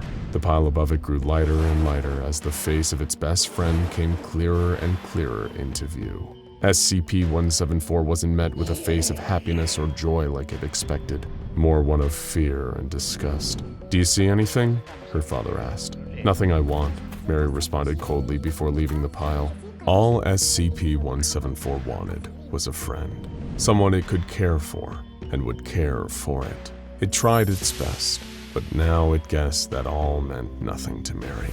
SCP-174 closed its eyes and, with a gut-wrenching feeling of despair, listened to the voice of its former best friend slowly fade away. It was a few days, months, years, or even decades before SCP-174 reawoke. It wasn't with a new loving family, or in the room of a child who might play with it again. No, this was not where it was. It was in a cold locker, with its only light being from the slits of the locked door that kept it contained. Sadness was all that SCP-174 could feel, and it's all anyone around SCP-174 could feel. Its sadness was so powerful, it was influencing those around it to pity it. Maybe then they'd play with it. But there is no playing in what SCP-174 would learn to be the SCP Foundation.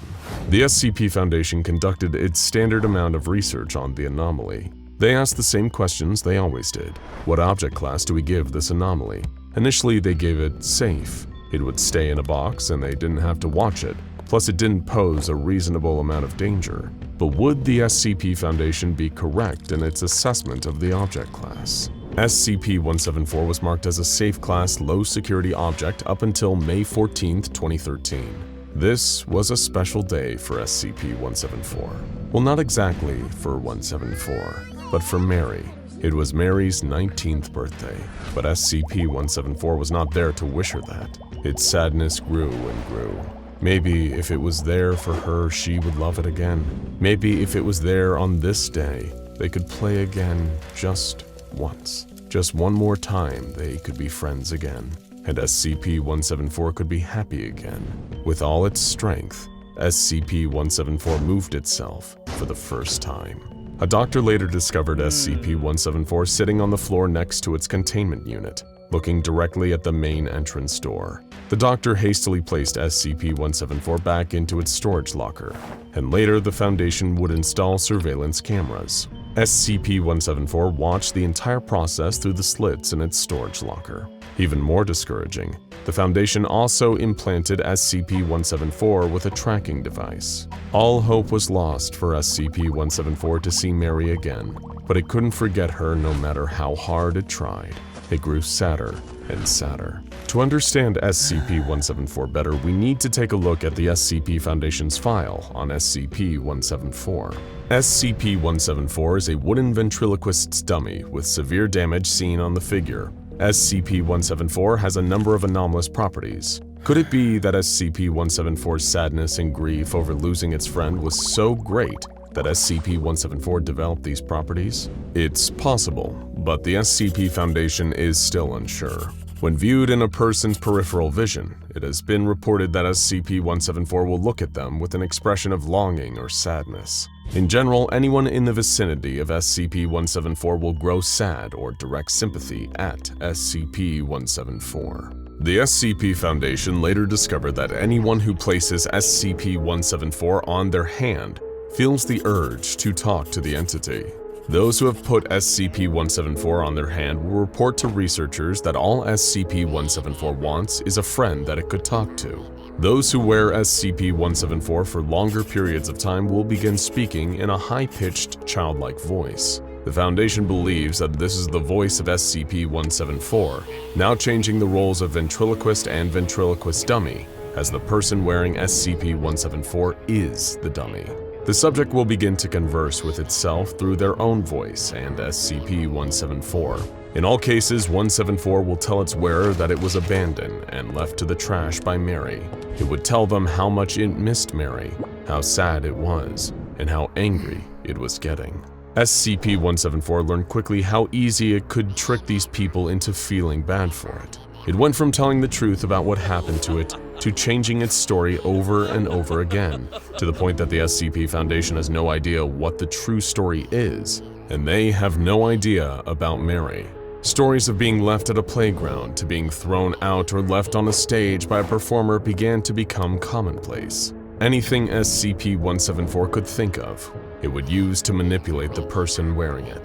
SCP-174 knows the truth, however, but maybe it's easier for it to lie and forget the trauma it experienced. Is it possible that SCP-174 is becoming corrupted in a way?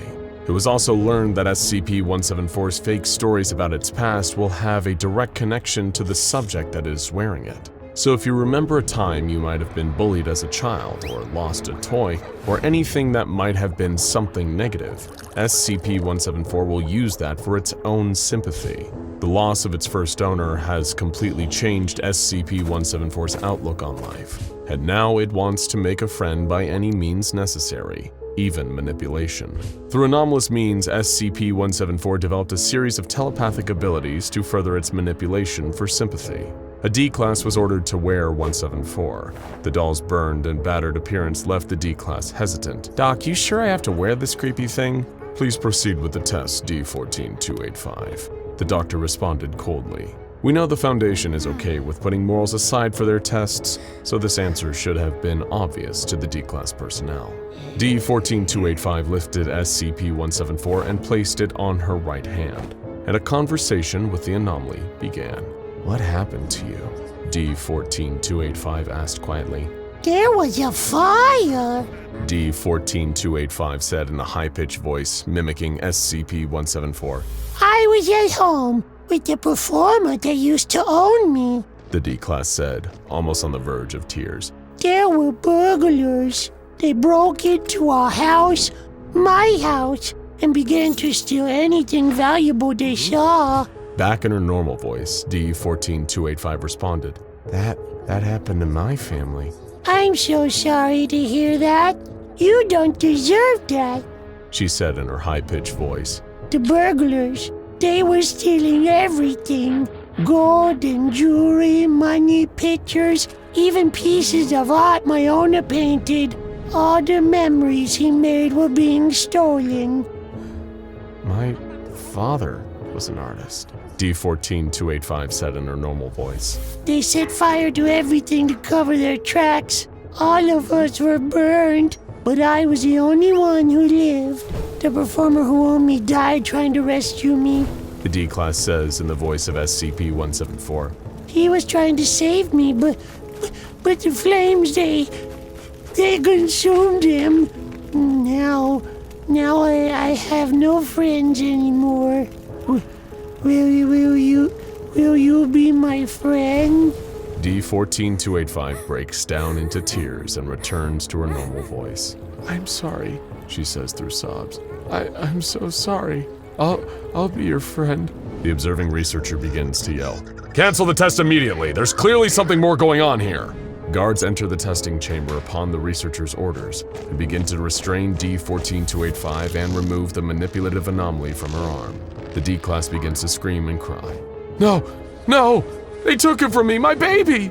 She begins to fight against the restraining security guards, but is dragged out, kicking and screaming while calling for SCP-174, who lays motionless in the corner of the testing chamber. It was found that B-Class amnestics were effective in quelling the lingering effects of SCP-174. However, if left untreated, those affected by SCP-174's influence and manipulation are similar in behavior to those of mothers separated from their children. Sadly, the tests that led to the discovery of amnestics being useful in stopping SCP-174's manipulative effects were found after D14285's test, as she was terminated due to her not being able to be consoled and her cries constantly being disruptive. Before her termination, the Foundation found a number of abnormalities in her behavior. D14285 would only ever talk about SCP-174. Regardless of topic of conversation or questions asked to her, she would only respond with the same frantic line of questions or statements. Is the doll okay? Can I see him? What did you do to him? Why won't you let me see him? I was supposed to be friends with him. Please tell me he's all right. This effect does not persist, as it normally goes away after a few hours or days. But in some cases, like D14285, this effect will endure to the point of obsession and depression. As such, SCP-174's object class has been changed to a Euclid-level anomaly. The SCP Foundation deals with anomalies of varying danger and containment difficulty. We are familiar with ones that look dangerous and act even more dangerous, from SCP-096 the Shy Guy, to the employees of SCP-3008 the Infinite IKEA, or even SCP-049 the Plague Doctor and its Touch of Death. But what might be even more dangerous is when the SCP Foundation discovers an anomaly that does not look dangerous in the slightest. Perhaps that's why they initially placed an extremely manipulative and dangerous anomaly into safe class storage. The SCP Foundation is known for its cold tactics and cruel experiments. But in the case of SCP-174, it was extremely important to test the anomaly in order to know how dangerous it really was. SCP-174 is the story of a toy that was held near and dear during childhood, similar to the ones we can all potentially have. The playtimes and childhood innocence carried those bonds deeper than we may think. In the case of SCP-174, it was used during this period, then pushed aside once its former friend Mary grew up and had to focus on her life outside of the world of imagination. This turned SCP-174 into a cold monster who wants that connection and bond back by any means necessary. It puppeteers people in order to get sympathy, manipulating them by using their own traumatic stories against them, in a sick, twisted attempt to make what it thinks a friend is. If you happen to still have your favorite childhood toy laying around somewhere in your house, it might be a good idea to go show it some love. Like literally. Go grab that Tickle Me Elmo or Hannah Montana singing doll and give it a hug. Tell it it's still appreciated for all the fun times because, well, there may be consequences to your actions or lack. Meet Trevor Hawthorne, now known as D4651. On the outside, he was an armed robber who murdered 2 people during a convenience store shootout in Texas. But now, since being condemned to death, he's been picked up for D-Class testing by the SCP Foundation. Now also meet junior researcher Dr. Julia Reed, an aspiring Foundation scientist with an undiagnosed heart condition. The kind of heart condition that doesn't mix well with a high-pressure job at the SCP Foundation. These two woke up on the morning of December 6, 2011, completely unaware of the fact that they were only hours away from causing one of the most devastating containment breaches Site-19 had seen in years. Many people died that day, but thankfully for everyone else, SCP-131 were there to save the day. When you think of a hero, you probably don't picture a pair of little cyborgs with one eye and the intelligence of a household cat. But this is the tale of how two of the most unassuming anomalies at Site-19 managed to save thousands of people from two of the site's most dangerous inmates. Open your eyes and keep them open. If you so much as blink, it's all over for you. How long can you hold it? Difficult, right? Now imagine you're having a staring contest with an entity that can kill you if you dare to blink for even a fraction of a second. Or even worse, a creature that could potentially kill hundreds or even thousands of people if your attention drifts from it for any amount of time. Try keeping your eyes open with that kind of crushing pressure. We're talking about two of the most deadly Euclid and Keter-class anomalies out there. SCP-173, the Killer Sculpture, a violent Euclid-class entity that is incapable of moving while being looked at. If ever it's unobserved, it'll snap the neck of anyone nearby.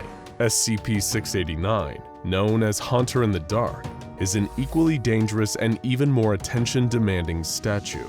These two entities are beyond dangerous. Even SCP-682 is terrified of the Killer Sculpture, and researchers have been considering the use of 689 to potentially eliminate the hard-to-destroy reptile for quite some time.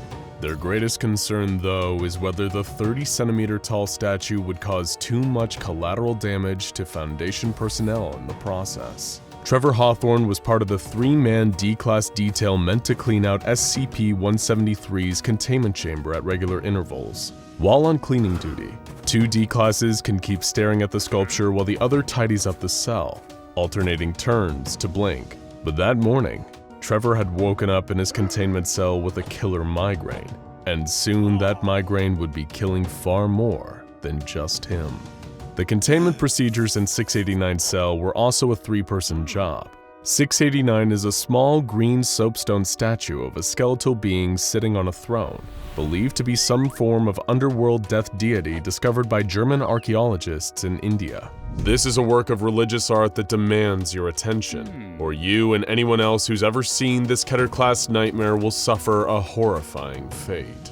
Anyone who's ever seen the statue is infected by its anomalous effects. It must be observed constantly, or someone who's seen it in the past will suddenly drop dead of a severe health issue, like a stroke or multiple rupturing organs. Like the god of death the statue represents, it appears on top of the dead body of whoever it just killed. If not continually paid attention to, it'll keep hopping from person to person until it's killed everyone who's ever looked at it. Its teleporting abilities and the fact that it poses a threat to so many make this a truly formidable foe. It's kept in a constantly lit cell and is observed by 2 members of D-Class personnel at all times. But a crucial third party in the containment of SCP-689 is a member of personnel at level 2 or above. They remain in a control room, wearing a special visor to prevent them from ever seeing 689 and becoming infected themselves. If the containment fails, it's their job to throw the kill switch on the D-Class observers to prevent them from becoming vectors for infection. Today, this job fell on Dr. Julia Reed.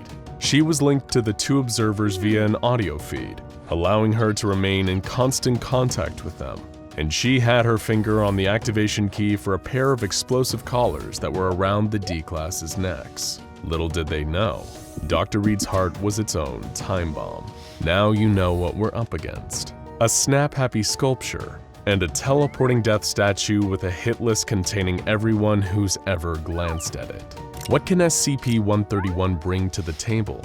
The 2 small cycloptic anomalies have only one remarkable ability. They never blink. That, and a soft spot for humans. These safe-class SCPs pose no threat to their handlers, and can even form attachments to researchers and other staff who show affection towards them. Of course, forming these bonds is discouraged by Site-19's director, because it can be distracting, but that doesn't mean it doesn't happen.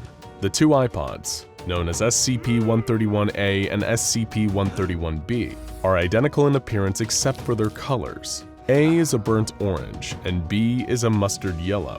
The two of them appear to communicate with one another via high-pitched squeaking noises, and also seem to have an innate ability to detect danger occurring in the vicinity, as well as danger occurring near individuals they've bonded with. Because of their inability to cause harm and their generally affectionate demeanor, the iPods are allowed to roam around Site-19, provided they keep out of the way of researchers and stay out of restricted areas. They seem to pretty much stick to the rules, though check-ins on A and B are required every hour, just to be safe. As the iPods were moving freely around the facility, Trevor and another D-Class maintained a visual on the sculpture in its containment chamber, while a third man swept up the mixture of blood and excrement staining the concrete floors. Things were going fine, until Trevor's migraine got the better of him. A sudden flash of intense pain shot through his head, and in a moment of weakness, he made a terrible mistake. With an audible groan of pain, Trevor closed his eyes and forced his fingers to his temples. The groan had taken his fellow observer off guard, and the man's eyes flitted over to him for a fraction of a second. But a fraction of a second is all the sculpture needs. In an instant, Trevor and his fellow watcher had their necks snapped, and the third D-Class was murdered before he even had a chance to turn around. Containment protocol dictates that the door is to be sealed behind the cleaning crew while they're working with 173. But this time, perhaps due to complacency, the guards had neglected to reinforce the door. They got their heads twisted 180 degrees for their trouble. SCP-173 was loose. Mobile task forces were dispatched to aid in the recontainment effort as 173 began wreaking havoc around the facility. But things were about to get even worse. It seemed like business as usual over at the containment cell of SCP-689. Two D-Classes observed while Dr. Reed dictated to them over an earpiece from her control center. However, what Dr. Reed thought were just minor chest pains were actually the onset of heart failure. When the two D-Classes heard their supervisor experiencing a fatal heart attack on the other end of the line, they began to panic. This meant their attention wasn't entirely on SCP-689, and they were further distracted by the chaos SCP-173 was causing elsewhere in the facility, murdering researchers, guards, and maintenance workers alike, which led to power outages. The lights in 689's containment cell shut down. Guards were dispatched to execute the observers, as is protocol for 689 containment breaches. But the fact that resources were already stretched thin by the 173 breach caused a fatal error in judgment from a guard posted nearby. In a panic, he opened the door to find one D-Class dead with the statue perched on his body, and the other one running straight for him in blind fear. The two collided and tumbled out into the hall. Both were now infected by 689's anomalous attention, and both were now doomed. Moments later, the two of them were dead, the statue perched on their bodies, accidentally catching the eye of several researchers and guards running to deal with the 173 situation.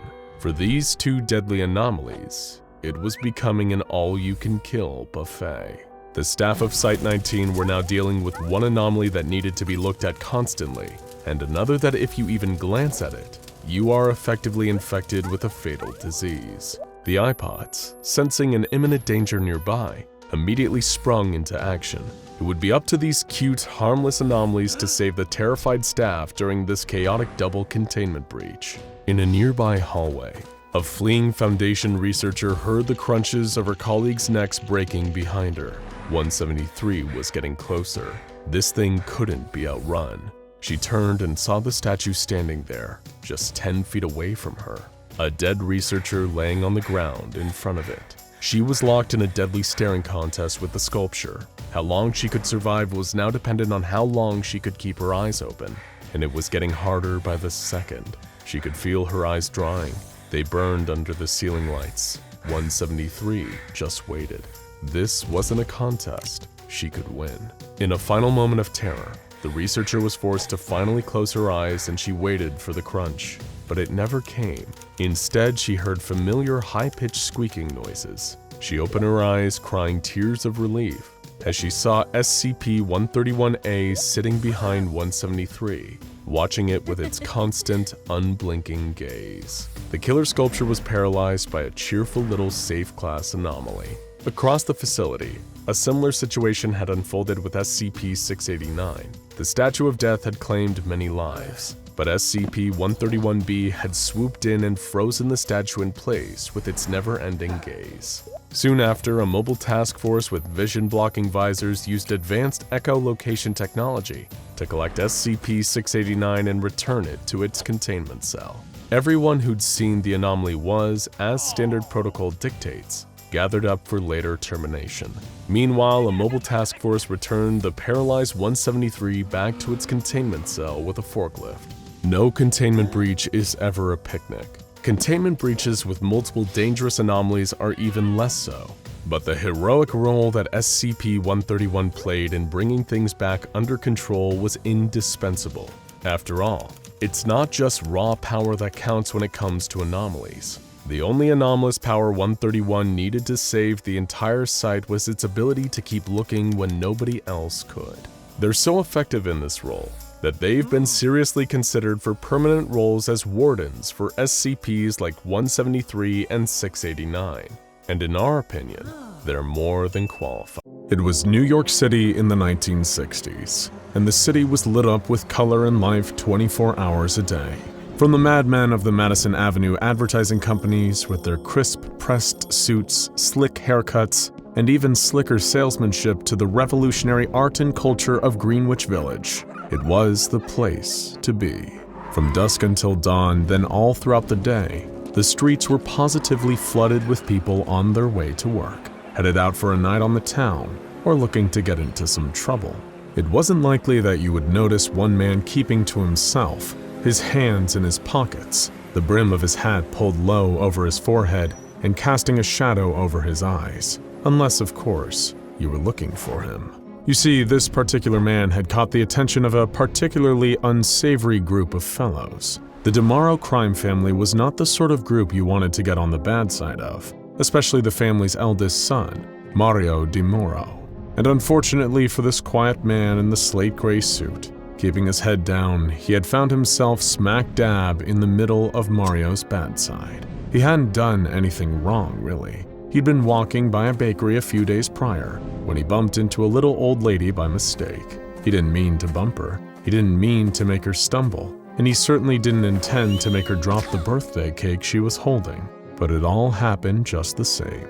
The cake box fell to the ground, the cardboard crumpled, and suddenly there was vanilla sponge and buttercream frosting splattered all over the filthy city sidewalk. The strange man helped the little old lady back up to her feet and apologized for the trouble as she cried that her son's 30th birthday was ruined. He watched her adjust her hat and run away, and felt a pang of regret, but soon forgot all about the cake, the lady, the birthday. Mario didn't. His friends called him Mario Birthday Boy DiMauro for a reason. All year he looked forward to one thing, his favorite cake from his favorite bakery, delivered to him by his favorite person, his mother. When Mrs. DiMauro described the stranger who had caused her to drop the cake, Mario decided that this disrespect to him, to his mother, to his entire family would not go unpunished. He sent out a group of his favorite lackeys, Bobby the Weasel Passarella, Vernon Two-Knife Galletti, and Ben the Mammoth Santoni. They tracked the man down, figured out his usual haunts, his schedule, the streets he walked down every day, and reported back. Mario gave the order. It was time to make their move. And so, on that ordinary day, as that nice, neat, polite man walked down the street, his cake mistake far from his mind, Mario and the boys watched from the shadows. Ordinarily, Mario wouldn't involve himself directly in this kind of nasty business. He would send others to do his dirty work. But this was personal, and he wanted to be there to see the look on this disrespectful stranger's face as he learned his lesson. The men trailed him all day, waiting until it was dark, until the man was alone. Then, and only then, they would strike. Curiously, the man never did much of anything other than walk around the city avoiding others. If someone spoke to him, asked him for directions, he would answer them courteously, but then he would continue on his way. Once he stopped at a restaurant for a steak and a glass of water, but he seemed to have no job, no family, no friends, or really much of a life at all. Though the others were perplexed, Mario was delighted. There was no one to miss this man once he was gone. this would be even easier than he had expected. As the streets grew darker and the night deepened, the mobsters prepared to execute their attack. Armed with knives, guns, piano wire, and all of their trusty usual suspects, they were poised for the perfect moment. And that perfect moment had arrived. The strange man turned down an alley and the group followed him into the shadows. They were just about to corner him when the man turned around and faced them. "Excuse me, gentlemen." The man spoke in a clipped voice, refined but cold, with an accent none of them could quite place. "Would you care to explain why you've been following me all day? It's becoming a bit unsettling." The group froze, shocked. What kind of game was this guy playing? "Listen here, wise guy," Vernon said, holding one of his signature 2 knives in each hand. "We don't take kindly to folks with bad manners. We thought we'd give you a good old-fashioned etiquette lesson." "Have we met?" the strange man asked, perplexed. "No, but we're about to become well acquainted." Vernon took a step forward, the blades glinting menacingly in the limited light. There was nothing behind his target but a closed-off alleyway, nowhere to run. "I don't think you want to do that." The man held his hands up in a gesture of peace. "Please, it would be a terrible idea." Vernon laughed. "Would you get a load of this clown?" Ben shrugged his massive shoulders and cracked his knuckles. Bobby wound the sharp piano wire around his fists, ready to wrap it around the stranger's neck. "Enough small talk! Got him, Vernon!" Mario called out, stepping forward to get a better look at his intended victim. "I've had just about enough of this." At his boss's word, Vernon rushed at the stranger, stabbing him in the stomach. Suddenly, he cried out, one of his knives falling to the ground with a clatter. He grabbed at his own abdomen, stumbling back as blood poured between his fingers. He got me!" "With what?" called Ben. "I tried to warn you." The stranger sighed, almost sounding disappointed that no one had listened to him. "Forget it, I'll handle this." Bobby grabbed a hold of the stranger, pulling the piano wire tight across his throat. No sooner had the wire tightened across the man's windpipe than Bobby was on his knees on the ground, clawing at his own throat as he gasped for air. A thin line of blood trickled down his neck. There, something invisible, small and sharp, had cut into his skin. Ben rushed to the side of his fallen brethren, picking them up in his massive arms and pulling them back out of the way. "I guess if you want something done right, you gotta do it yourself," Mario said, pulling his favorite pistol out of his pocket and aiming it directly between the stranger's eyes. "Please, you don't want to do this," the stranger begged, but Mario wouldn't yield. "Oh, I very much do. Call it a belated birthday present." And he pulled the trigger. When the police arrived to investigate the sound of gunshots, they found a bizarre sight. 4 gangsters lying dead on the ground from a gunshot wound, choking, stabbing, and a heavy blow to the head.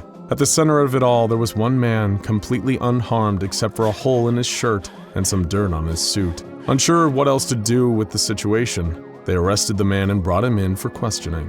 The murder suspect had no identification on him and refused to give the officers a full name, so they threw him in a holding cell and designated him a John Doe. They questioned the man for hours, trying to get him to explain how he had taken down 4 of the city's deadliest gangsters without getting a scratch on him, or where he had managed to stash his weapons before the police got there. Every time he insisted, "I never touched them." At the same time, the SCP Foundation was combing their way through arrest records, looking for any signs of the strange and unusual passing through police custody. They paid particular attention to John and Jane Does, looking for people with superhuman abilities or unexplained characteristics. The events in New York City caught their eye, and a Foundation operative was dispatched to retrieve the strange man from the NYPD. They found him sitting in his cell, reading a newspaper, refusing to answer any more questions. When the operative noticed a large bruise on the attending officer's face, he stammered, The guy wasn't cooperating. I tried to show him I was serious, but this happened." "He hit you?" the operative asked. The policeman simply shook his head. "No, I don't know how he does it. I hit him." The man was released into the custody of the SCP Foundation and officially designated SCP-073. SCP-073 is a man of Middle Eastern descent, standing at 6 foot 1 inches tall, with black hair and blue eyes. He appears to be in his early 30s, but research indicates that he is much older than that. He looks like an average man with a few noticeable exceptions. His arms, legs, spinal cord, and shoulder blades have been replaced with metal of some kind. When asked about these metal additions, the subject seems surprised and insists that he has no memory of when or why the alterations were made. He has a symbol carved into his forehead, which has not yet been translated. though it seems to be Sumerian in origin. The subject is aware of the symbol's presence but does not like to discuss it at all. He becomes distressed whenever it is brought up and refuses to explain. SCP-073 has the needs of an ordinary human being and requires regular consumption of meals as well as plenty of water. He subsists on a strictly animal-based diet of various meats and cheeses, which are provided for him on demand. He refers to himself as Cain, and is generally friendly and polite to everyone he interacts with, if a bit formal and stiff. He is extremely helpful and has volunteered to help out with various tasks around the Foundation's site, from cleaning and general maintenance to assisting in research. He prefers to provide assistance on the research side of things, largely due to his photographic memory, wide knowledge of world history, and fluency in most of the world's common spoken languages. When he was first brought into Foundation custody, he provided evidence of these skills via a placement test in French, German, English, Japanese, Mandarin, Italian, and a dozen other languages, a trivia contest where he bested the Foundation's top historian, and a memory exam wherein he read an entire 800-page dictionary in a minute and a half, and was able to recite every single word without help. In addition to his intelligence and some of the unusual aspects of his appearance, the subject also possesses some impressive and strange abilities. Cain's physical presence is deadly to any life grown in soil, from fruits and vegetables to trees, grass, and anaerobic bacteria. Any soil that Cain sets foot on will experience this effect, which extends to all land in a 20-meter radius. Cain also has a destructive impact on plant-based material that has undergone processing, including paper and wood, and on produce that has been grown hydroponically. It is unknown why his presence has this effect, but it influences everything from his diet to the furniture placed in his containment chamber. Cain is impervious to physical harm, which is not out of the ordinary for an anomaly in the custody of the SCP Foundation, but the way in which this invulnerability manifests is particularly notable. Any violence that is directed towards Cain bounces off of him and turns back on his attacker. Whatever is done to him will affect the person attempting to hurt him. This applies whether a person means harm or not, and whether they use a weapon or their bare hands. Though the harm done to Cain does not show up as a physical injury, he does still experience the sensation of pain, and has requested that the Foundation refrain from any especially painful tasks, especially since he has been so cooperative with their research. SCP-073's resistance to any physical damage has made it difficult for the Foundation to perform any in-depth medical tests on him. A few days after he was first brought into the research facility, a team of scientists began to take various DNA samples. At first, the process went smoothly. They cut off a small piece of Cain's hair, swabbed his mouth for a saliva sample, and scraped a few dead skin cells from the surface of his arm. Then, with the man's permission, they decided to go a bit deeper and take some blood and tissue samples. This is where the trouble began. The researcher in charge of taking the blood sample complained of a sudden sharp pain when she pricked Cain's arm with the needle, occurring in the small part of her own arm. Nevertheless, she pushed through and took a small vial of blood. However, when the blood was tested, it was found to belong to a 40-year-old woman. Somehow, instead of drawing blood from the test subject, the needle had filled the vial with the researcher's own blood. The research team tried again, with a different doctor administering the blood test, but the same thing happened again, and again, and again.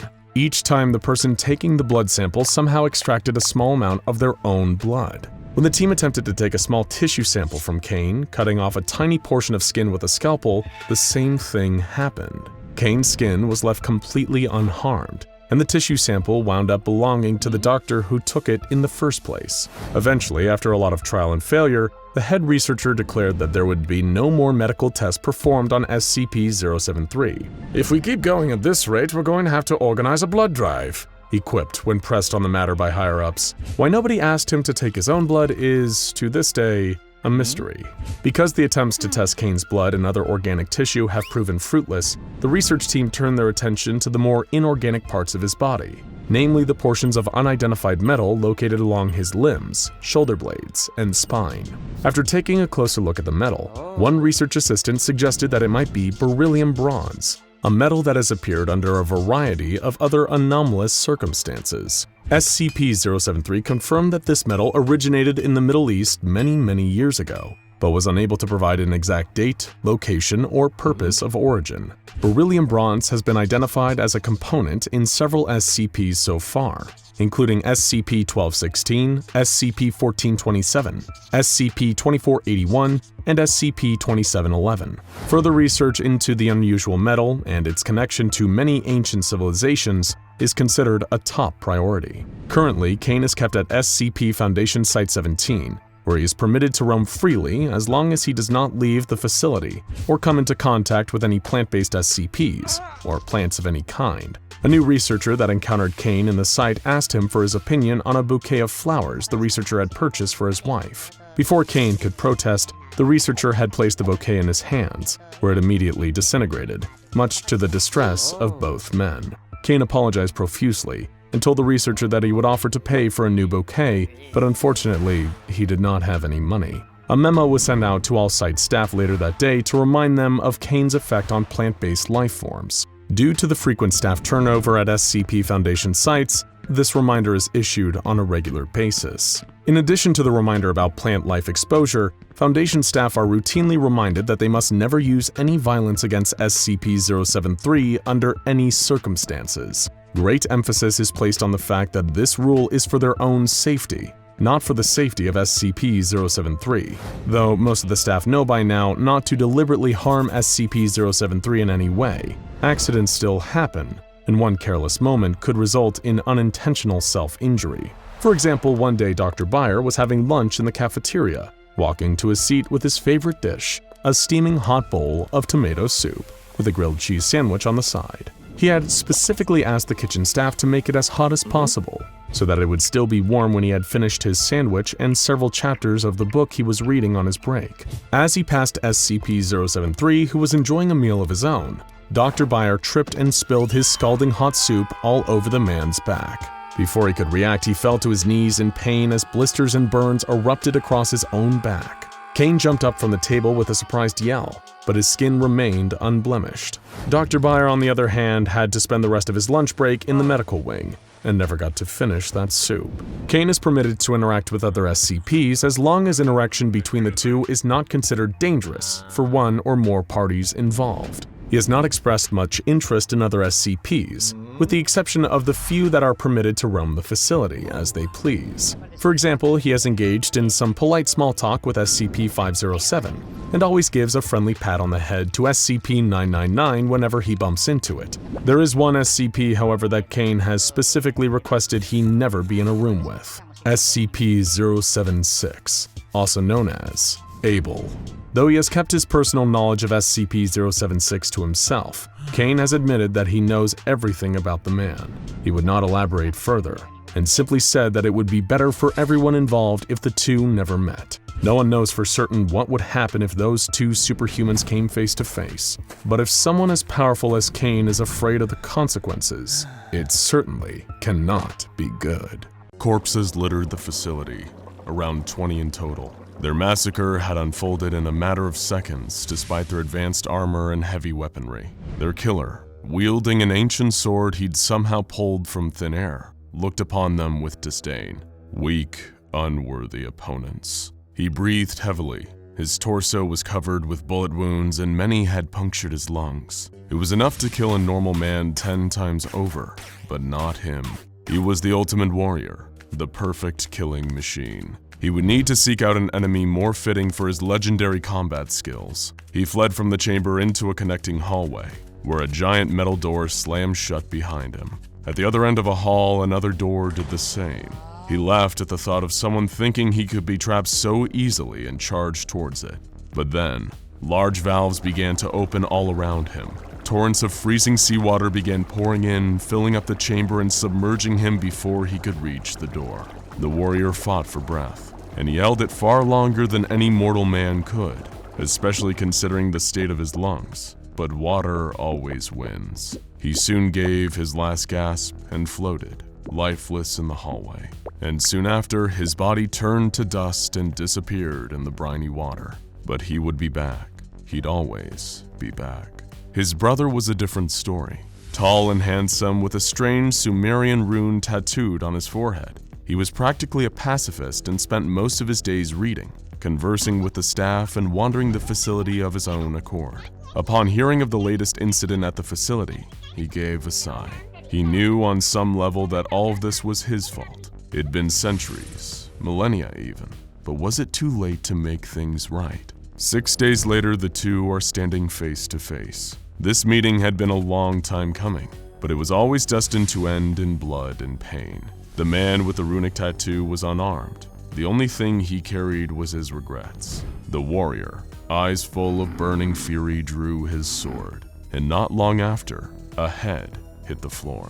Who are these two strange men, and what is the significance of this fatal meeting? In our own universe, these two may never meet again, but that doesn't mean there isn't a universe out there where they will, and it is that universe where today's tale springs from.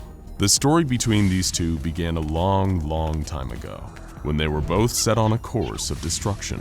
But to learn how these two finally met once again, we only need to go back a few days. While they seem more human than a lot of beings under the SCP Foundation's watchful eyes, there's no doubt that these two are anomalous. They're known as SCP-073 and SCP-076, but better known as Cain and Abel. From the name alone, most people with a basic knowledge of the Bible could tell that these two have a connection, but the particulars were largely a mystery to the Foundation. They wanted to know how much of the story was actually true. SCP researchers approached SCP-073, aka Cain, and asked if he'd be interested in reuniting with his brother one last time. It took Cain 3 days to answer yes, but on one condition: that he was the only person who could abort the mission. The Foundation mulled over this requirement for 3 days before the O5 Council finally made a decision. Cross-testing approved. These two brothers, separated by millennia, would finally meet again, and the SCP Foundation would get to watch what happened when they did. Of course, for safety reasons, the cross-test would take place in 076's containment facility, a bedrock chamber 200 meters beneath the sea. That would be the closest thing to safe this fateful meeting could ever be. Though safe was really a relative term when it came to SCP-076. His escape attempts were as frequent and unpredictable as they were deadly, and everyone who'd ever worked with him knew exactly why. To the untrained eye, it would seem strange to create such a complex facility for a 3-meter squared stone cube, known as SCP-076-01. But the cube isn't what's being locked up here. The real danger comes from the corpse stored inside, known as SCP-076-02, but better known as Abel. He's a lean, olive-skinned man who appears to be in his late 20s. But his most distinct physical feature is the fact he's covered in an elaborate network of arcane and occult tattoos, largely of scowling demonic faces, similar to those found on members of the Yakuza. Whenever Abel's corpse reanimates, as it does at random intervals, everyone in his vicinity is in terrible danger. He's capable of pulling bladed weapons out of miniature dimensional rifts that appear around him, though he does this so quickly that it seems as though the weapons are simply materializing in his hands. Despite the increasingly complex efforts to contain him, Abel has been able to breach containment and go on brutal rampages multiple times, killing scores of Foundation personnel in the process. Abel possesses superhuman strength, speed, and durability. During prior containment breaches, he was able to shrug off rounds from 50 caliber machine guns. He's torn through reinforced steel doors. He's even swatted bullets from both handguns and assault rifles out of the air with a length of steel rebar. Only killing him can truly end one of these rampages, and the Foundation has had to go to terrifying lengths in order to achieve this during past containment breaches. He's been drowned, asphyxiated, crushed, burned to death with a thermite grenade directly inserted into his chest cavity, and even disintegrated by the activation of the facility's on-site nuclear warhead. This may seem like overkill, but if Abel were ever to make his way into a major population center, the fatalities would be, well, of biblical proportions. Even death can't keep him down for long. His body will rapidly decompose and reappear intact within SCP-076-01. There's no telling when he'll reawaken, and his periods of inactivity can range from hours to years. Because of this, he must be constantly observed by guards highly proficient in close combat, and always ready to go toe-to-toe with perhaps the most dangerous melee combatant in history. He's such a proficient killer that there was once a project aimed at weaponizing Abel, But this turned out to be a disastrous failure for the Foundation. When they ran out of missions to give him, Abel's thirst for blood caused him to turn his blade on his allies with no remorse, hacking them up with the same ruthless abandon he gave his assigned enemies. Interestingly, Abel does seem to have a twisted sense of honor. He has respect for combatants capable of providing him with a real challenge, and has even expressed concern for guards he considers to be respectable adversaries. But don't be fooled. There is no reasoning with Abel. Either you kill him or he kills you. And trust us, he's much better at it than you are. While he's often overshadowed by world-ending anomalies or more talkative mass killers like SCP-682, Abel is one of the most deadly creatures known to the Foundation. Abel's counterpart, 073, is an entirely different story. Despite his namesake being the first biblical murderer, this Cain is a far more enigmatic figure. A tall man in his early 30s appearing to be of Middle Eastern descent, he has two very notable physical characteristics: the untranslated Sumerian symbol tattooed on his forehead, and the fact that several of his body parts, namely his arms, legs, spinal cord, and shoulder blades, have been replaced by mysterious prosthetics of unknown origin. Unlike Abel, Cain is polite, non-confrontational, articulate, and communicative. He's even allowed to wander the facility he's housed in freely, though with certain regulations. Namely that Cain is never permitted to come into contact with plant life or uncovered ground. This is because, in spite of the fact Cain doesn't appear to harbor any malicious intent, direct contact with him causes plants to wither and die, and the ground to become infertile. If Cain was ever introduced into a natural environment again, he could unwittingly cause an ecological catastrophe with his mere presence. In that sense, he could almost be as dangerous to large populations as Abel. However, Cain's danger to flora is only one of his several anomalous qualities. Another is extraordinary mental capabilities and a near-perfect memory. His memory and ability to recall is so good that some Foundation personnel have suggested using Cain's mind as a kind of backup server for the Foundation's collective knowledge. But perhaps his most well-known anomalous trait is his ability to act as a kind of immortal human voodoo doll. That's right. Any damage inflicted on Cain causes no permanent injury to him and is reflected back on the perpetrator. While Cain has remarked on still being able to feel the pain of these assaults, he's functionally immortal. This damage-reflecting ability has even made performing certain kinds of tests impossible, as doctors attempting to draw blood from Cain have found that their sample was actually their own blood, and their skin exhibited the telltale bruising and puncture marks of blood testing. But of most interest to the Foundation right now was the fact that Cain has shown prior knowledge of Abel. However, he was cagey when questioned. He refused to add any additional information and commented that it would be best if he and Abel were never brought into contact. But what does never really mean when you live forever? Cain finally did agree to the test. And while nobody knew what caused Cain's change of heart, the Foundation knew better than to push him and potentially get the entire mission scrapped. Cain was taken from his facility and transported to the access point of Abel's underwater prison. The experiment's design was simple. Cain would occupy a temporary residence in Abel's containment facility until he next reanimated, at which point the interaction between them would be closely observed. Perhaps it would take weeks, months, or even years before Abel once again awoke and left his cube. But when he did, Cain would be there. Thankfully, as Cain whispered soothing words into Abel's tomb, the resurrection took only minutes. If you were expecting a heartwarming reunion, think again. Cain tried to apologize, but Abel immediately struck him with a decapitating blow, which, due to Cain's damage-reflecting properties, caused him to sever his own head instead. Cain remained at Abel's side as he regenerated, and as soon as Abel did, he immediately tried killing Cain again. It went on like this again and again and again. It was an arduous process, and eventually, even Abel began to tire of it. The duo fell into a tearful embrace. Abel asked his brother why he killed him so long ago, and Cain apologized, saying it was the actions of a younger and more foolish man. In that moment, the two finally reconciled, and having fulfilled their bargain with their creator, both finally crumbled into dust. Peace at last.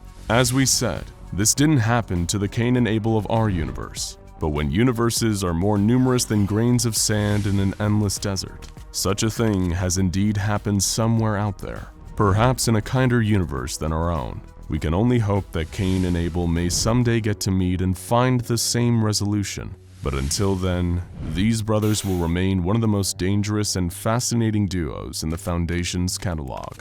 Not everything in this world is exactly as it seems. In fact, there are many creatures in the wild that go out of their way to be deceptive, to disguise themselves as something entirely different from their true nature. Aggressive mimicry refers to a phenomenon in which predators or parasites take on the appearance of something harmless or even appealing in order to lure in their intended prey or host without detection. They might resemble food, an inanimate part of the environment, or even a potential mate. Whatever they choose, they're secretly a wolf in sheep's clothing. In the deep, dark waters of the ocean, the anglerfish dangles an alluring light from its head, ushering in little fish that it can trap in its mouth and devour whole.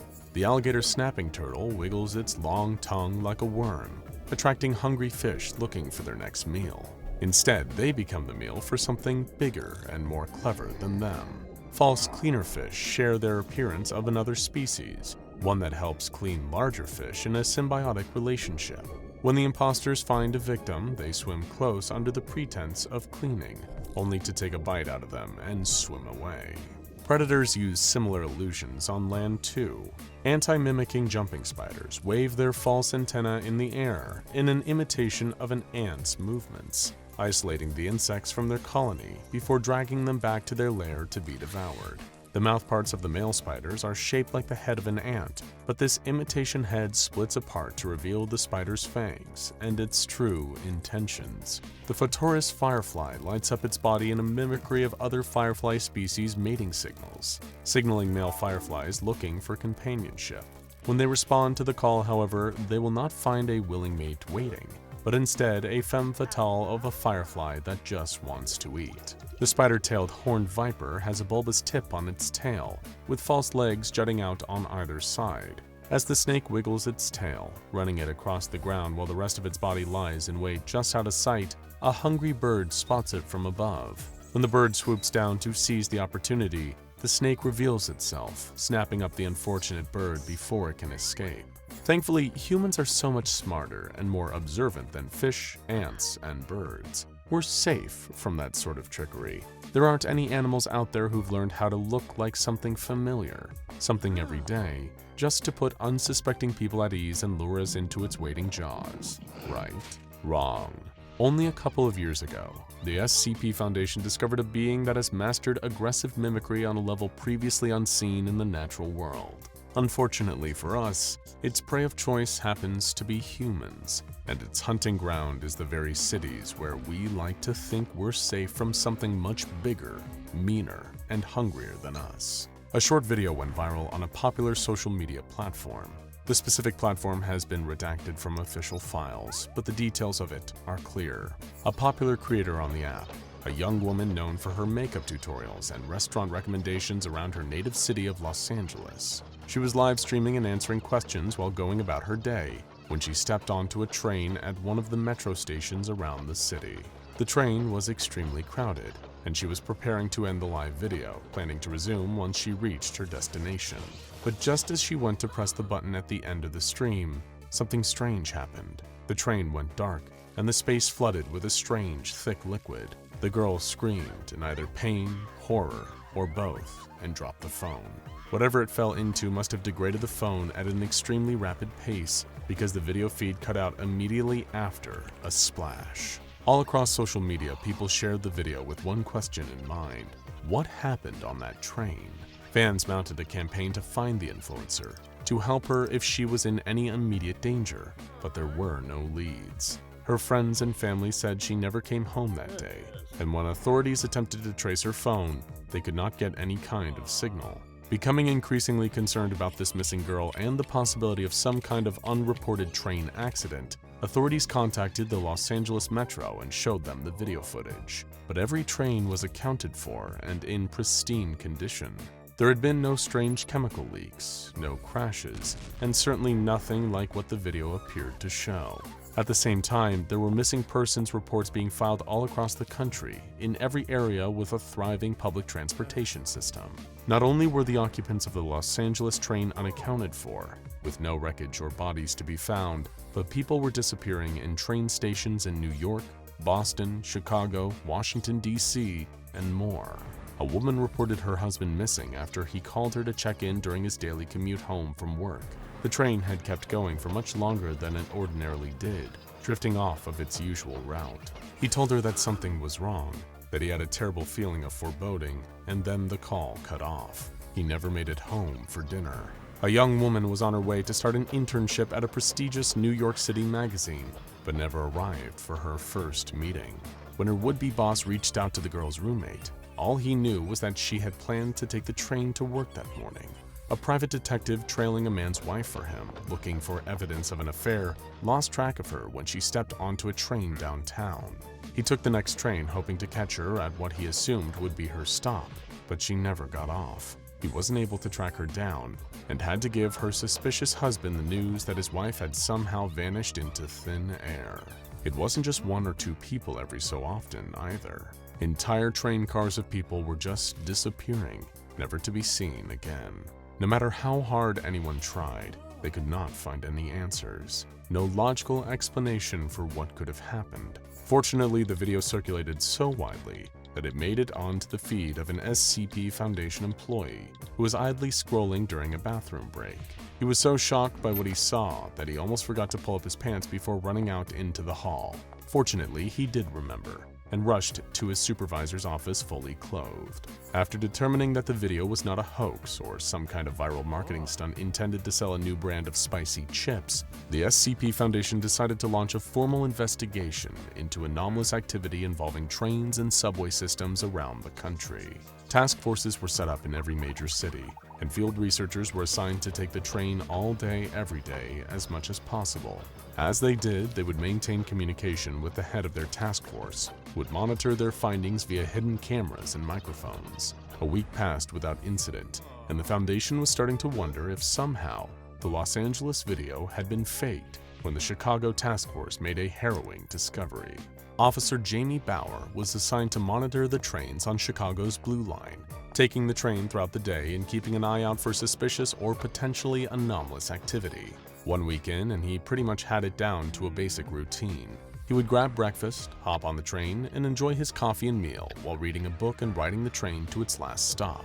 Then he'd pick up lunch and do the same thing all over again. He'd have dinner and repeat. It wasn't too exciting, but then again, excitement in this case probably meant horrors beyond his comprehension. So he was perfectly fine with traversing the city in a subway car and catching up on the backlog of murder mysteries he'd been meaning to read. It was Monday afternoon. He'd picked up a slice of deep dish pizza, excited to try it for the first time, and walked down into the metro station as he took his first bite. "Can you try not to chew into your microphone, please? It's gross." Dr. Susan Shepard, the head of the Chicago task force, spoke into Jamie's earpiece. You got it, boss, he said, his mouth full. "Thanks. See anything unusual today?" she asked. You tell me, you can see the video feed, right? He took another bite, chewing as quietly as he could. "Sure, but you're on the ground. Just keep an eye out, okay? Be careful. And remember to draw your weapon if something goes south. Don't just disappear into your book and forget to keep your wits about you." Dr. Shepard sighed. Yep, getting on the train now. Not gonna talk much so these folks don't think I'm nuts. Jamie waited for the doors to open, and just for a moment, noticed that they seemed to stick just a little this time. Nothing to be too worried about, though. Everything looked normal, just as it had on every other ride he'd taken. He could feel the Agatha Christie book calling to him from inside of his tote bag, and he wanted to crack it open and see what clues Hercule Poirot had come across. But Dr. Shepard was right. He'd been slacking off. He needed to pay attention to his surroundings, so he did just that. He watched as the train car steadily filled up with passengers, college students with bags full of books and exhausted expressions, middle-aged people in business attire, tourists wearing souvenir baseball caps and snapping pictures of everything in sight. Before too long, the train was completely packed, and Jamie could barely move without bumping elbows with someone. It was a little claustrophobic, but that was public transportation. Jamie leaned back in his seat, pulled his book out, and focused on the comforting rumble of the engine, the rhythm of the wheels on the tracks. Suddenly, without warning, the train screeched to a stop. They were in the middle of a tunnel, Jamie assumed from the darkness that flanked them out the window on either side. Wait, was it dark? Or had the windows just disappeared? He squinted through the blackness and tried to see what was outside, but he couldn't make sense of his surroundings. All around, the other passengers were becoming restless, nervous. Some were calling for help, others were just complaining. "Doc, you seeing this?" Jamie hissed into the microphone. "I don't see a thing," Dr. Shepard replied. "Are you all right?" "Fine, the train's just stalled. I don't know where or what's wrong with it." Jamie began feeling along the walls of the train, looking for doors. "Huh, that's weird." "What?" "Well, the crack in the doors when they come together should be right here, but it's all smooth. No gaps or anything, like it's all one thing, and it feels strange, like..." He cut himself off as his stomach dropped, a sudden rush of fear flooding his senses. "Like what?" Dr. Shepard pressed. "Like it's alive," Jamie said shakily. "Campbell, what's happening in there?" Dr. Shepard began taking furious notes on her end. "I don't know, it's so dark. Everyone's scared. I'm scared. I don't think this is a train. I don't know what it is, but it's nothing good." As Jamie felt around, he smelled something sour, foul, and sharp in his nose. He heard liquid splashing onto the ground, the sound of something sizzling, and then people started to scream. As he felt along the wall, something dripped onto his hand, and then it started to burn. He cried out in agony as whatever had dripped onto him ate away at the skin, dissolving his hand bit by bit. "What is it?" Dr. Shepard's voice shook as she heard the pain in Jamie's voice. "Some kind of acid. Oh God, it's everywhere. It's on the walls, floors, it just keeps coming." He trailed off. Oh God, we're in his stomach. Whatever this thing is, it's eating us." "Campbell, you need to get out of there right now," Dr. Shepard ordered. "Draw your weapon, whatever you need to do, just get out." Jamie pulled out his weapon and started firing at the place where the doors should be, but the bullets bounced off uselessly, as if the fleshy material was the side of a tank. He fired until there was no more ammunition left, and then he just kept squeezing the trigger some more out of pure survival instinct. But all it got him was a useless click, and the certainty that the one thing he had brought with him in case of emergency was completely useless. All the while, the acid was creeping higher, dripping from every surface, filling the train car until it swallowed the cries for help and the screams of fear and agony.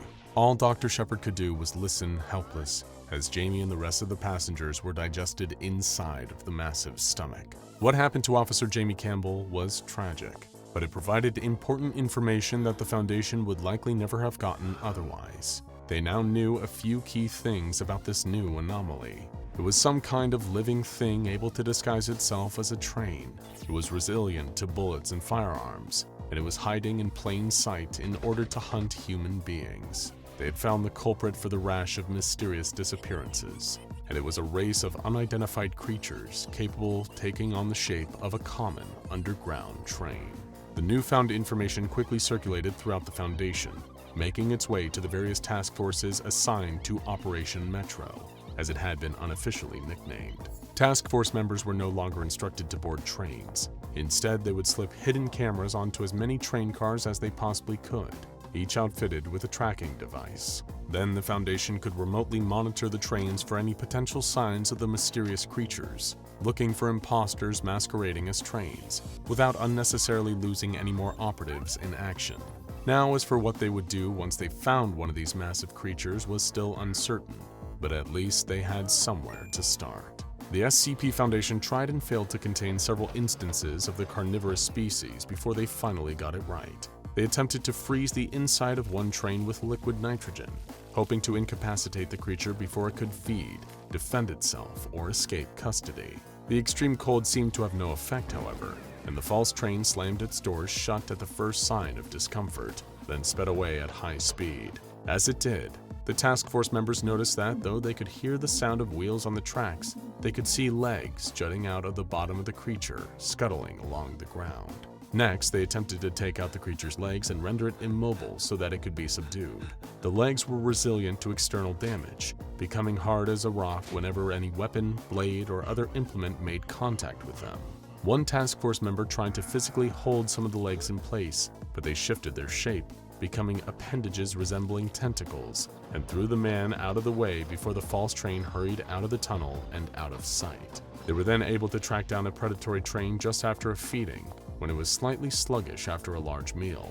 They pumped an aerosolized poison into the train's interior, the belly of the beast, potent enough to take out a dinosaur, and were relieved to find that the creature was unable to flee. Unfortunately, though they were able to subdue the creature, they killed it in the process. At first, they assumed it was just inactive, but it never resumed activity again. It was just like an ordinary train car, almost. When the interior was touched, it felt warm and slightly pliable, less like metal and plastic, and more like flesh. The longer the creature was still, the more the windows on the sides stopped looking like windows and started looking like wide, glassy eyes. The front of the train became a gaping maw, the silhouette of the conductor inside revealed as an extension of the creature's body, resembling a tongue. Survivors and witnesses were given an amnestic to remove any memories of the supposed killer trains running under their city, and the Foundation prepared to bring the dead specimen in for further study. A cover story was used involving massive repairs to the train system, and while the tunnels were closed off, they managed to remove the creature and transport it to a nearby Foundation containment site. There it was given one of the most extensive autopsies in Foundation history, and the first one conducted largely from inside the subject. The autopsy provided a more in-depth look at the nature of the bizarre creature and its curious nature. The creature, nicknamed the Train Eater, referring to its preferred disguise and favorite activity, was one of an apparent species of carnivorous predators that used shape-shifting and an advanced form of aggressive mimicry to prey on commuters, tourists, and anyone else in need of a ride from one place to the next. It would mimic the shape, feel, and sounds of a train, welcoming unassuming victims into its stomach, and once it was completely full and able to efficiently feed, it would release an incredibly potent stomach acid into the compartment and quickly dissolve everything inside. The creature was highly adaptable, able to harden parts of its body at will and display extreme resilience to weapons of any kind.